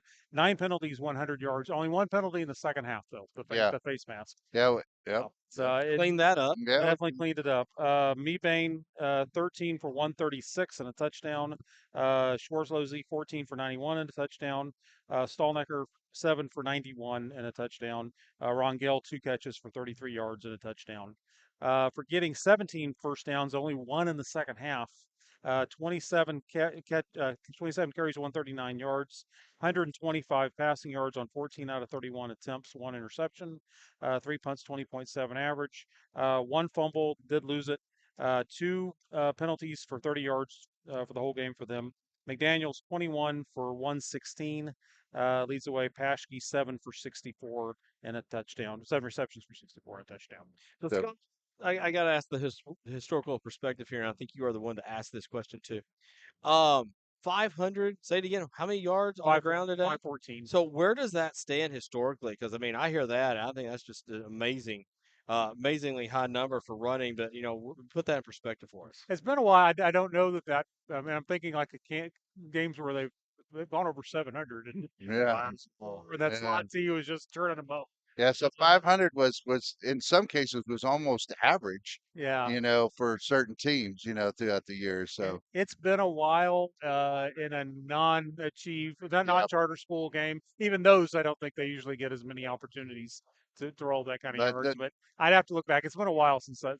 but I don't want to downplay it either because 500 yards anytime rushing, no matter when and where it occurred, 500 rushing over 500 is always a good thing here at Navarro in the slot T. Like you said, that's a very good slot T night. And 2 touchdowns called back, 2 long touchdown runs. So I mean, it's just quite a night. So okay, let's just say those aren't called back. We're looking at 650 or 700. We would have had more possessions. They ended up scoring on those possessions, but would have had more of them, more chances. Big yardage. I mean, take away some of that. Yeah. Yeah.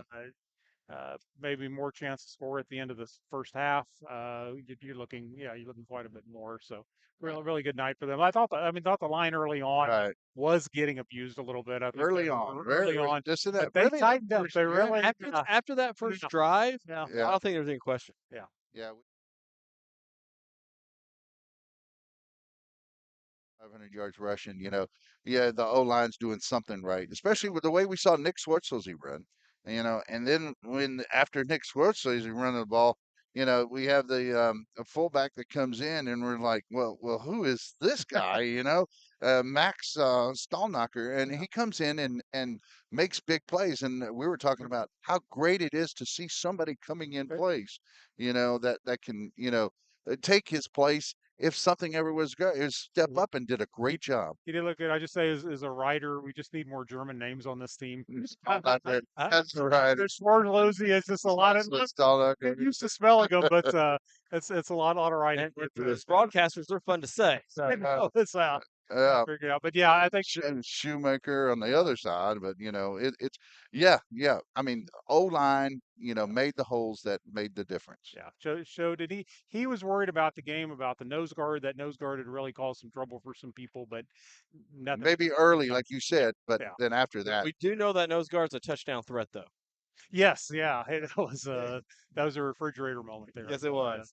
Right. So we're taking the cameras down. We're still on air, but so don't leave us just yet. But we are about ready to get out of here. So I was just saying that we do have the QR code. So if people want to donate, they didn't have to travel all the way out here to Giddings. They got to sit at their home. And if you have YouTube on the through Google or Roku or whatever, you're able to watch it on a big screen. So and this is for the Audiovisual Club, not for us. I'm volunteering here all the way, and then it's for the students of the Audiovisual Club. So Absolutely. sorry about that to interrupt, Scott, but you were saying early on with the defensive line. Yeah, I think early on some problems, but I think we saw some depth at running back tonight. I think that's encouraging. I think the line looked a lot more comfortable, and they've been looking better. I think Right. every week, the opponents have varied, but I think you have to feel pretty good going into district now. Hopefully, no new injuries tonight to get some of those guys back. We didn't see that tonight. Right. Yeah. Right. Look up minor stuff. Right. Hopefully, it's minor stuff. Hopefully, yeah. And, and even if you got 2 weeks. Yeah, got 2 weeks, and hopefully be playing your bet like last year. They were at their best point going into district and had a great game against Lago Vista. Right. One thing I was going to tell you about too, we looked to, in general, we looked better tackling tonight. We had a couple of missed tackles here and there with, McDaniel. He did a great job of of bouncing, having players bounce off him, but truly missed tackles wasn't that much throughout the game. It was very few. It is, and you had more help over there. So there's Right. that. Gang You didn't tackling. have someone in isolation. Who if they missed the tackle, it's going to be a big gain. Right. Much better getting to the ball tonight than they had. Well, now Lago Vista, first district game at home at Irwin Lee Field in Geronimo. So, what do you think that we're going to see after seeing Lago Vista just annihilate Smithfield tonight, according to the score? So, what are we going to see and from Lago Vista? What are some of the things that you know about Lago Vista? That they're young, we knew coming in, but Coach Blunt also said they've got a lot of talent. They got a nice line, and they've had 5 games for those guys to develop. You've seen better results As time went as on, time went through the season. So hmm they're going to be at a good point too. But I think you still have to feel like cut down on those mistakes, play a second half like you did tonight, and of course turnovers to eliminating those, and you should have the advantage going in, especially back at home. We did beat them on the road last year. Yeah, and now they get to come to our place. yeah. Yeah. We will see. They made adjustments certainly between game 1 and 2. Uh, we'll see how lasting that is, and see what the Panthers are able to do to make their own adjustments. Yeah, I think that the game is going to be, Lago Vista is a little more. I mean, they're a little heavier, I think, on the throwing side than they are running, but they can do both. So, I think our defense is going to have their hands full, and they're just not. I mean, the big thing tonight, they didn't give up. Really the big play tonight. That so much tonight. It was one of the days that, hey, in one of the games that we saw, hey, that's exactly what we wanted. We didn't want the big plays, and so since Giddings didn't get the big plays. You see what happens. Eventually, our defense is able to force turnovers and do some things. So I'm hoping we can play very similar to that against Lago Vista because they'll take what you give them, and they're one of those groups that they can adjust on the fly. Yeah, I mean, it's saying that you got to keep them out of from going downfield. Giddings wasn't able to do that tonight. Right. They'll have a better passing game, better receivers, and a better passer, I'm sure. But if you can contain that, you kind of make a sacrifice to go with the short game. But if you're tackling well, like they did tonight, Right. if you're making the good plays in space, you can that helps a lot. Awesome. Well, Clay, do you have any final thoughts? I'm just glad you go into the bye week without anything major, a chance to get like Matt Richardson back before you get to district, and you got to feel good about where you are. I mean, you aren't going into this bye week as, oh my goodness, we got so many things to do, we got to work on this many things, and then now we're going up against like a really tough, brutal opponent or anything like that. Well, You've got some confidence and with enough stuff to work on. Don't get me wrong. But it's you kind of get to feel good about yourself, and then let's go see what happens in district play because Right. the bell's about to ring. It's time. Yeah. Well, that's all I have is that I think that the Panthers are just able to, if they can just ride the ship and then be able to stop the big plays. I mean, I'm going to say that 100 times this year or more, or 1,000 times, because if we can keep that big play out of the pitcher, we're going to be in every game will be in it, But every time. but I think you're on the right track with the team like Lago Vista. They're going to try to spread you out, and we know historically against teams that try to spread us out, that's a little harder for us to contain. But if you can keep them in front of you, Right, bend and don't Yeah. break, you definitely will give yourself an opportunity to be in the game. right. And with a team like that, the way we show that we can run the ball tonight, you can control the clock a little bit, keep their offense on the field. I mean, the best place for Pat Mahomes to be is on the sideline if you're on the defensive side. Yeah. So that same kind of principle applies here. They're not Right. playing Pat Mahomes next week though, so don't worry about it. Well, I mean, I think defensively, I don't think we did a bad job either time against them last year. The No, defense kept us in the game. The athleticism of their quarterback was able to right. have some late scores, but Yeah. hopefully be able to move the ball much better this time. So.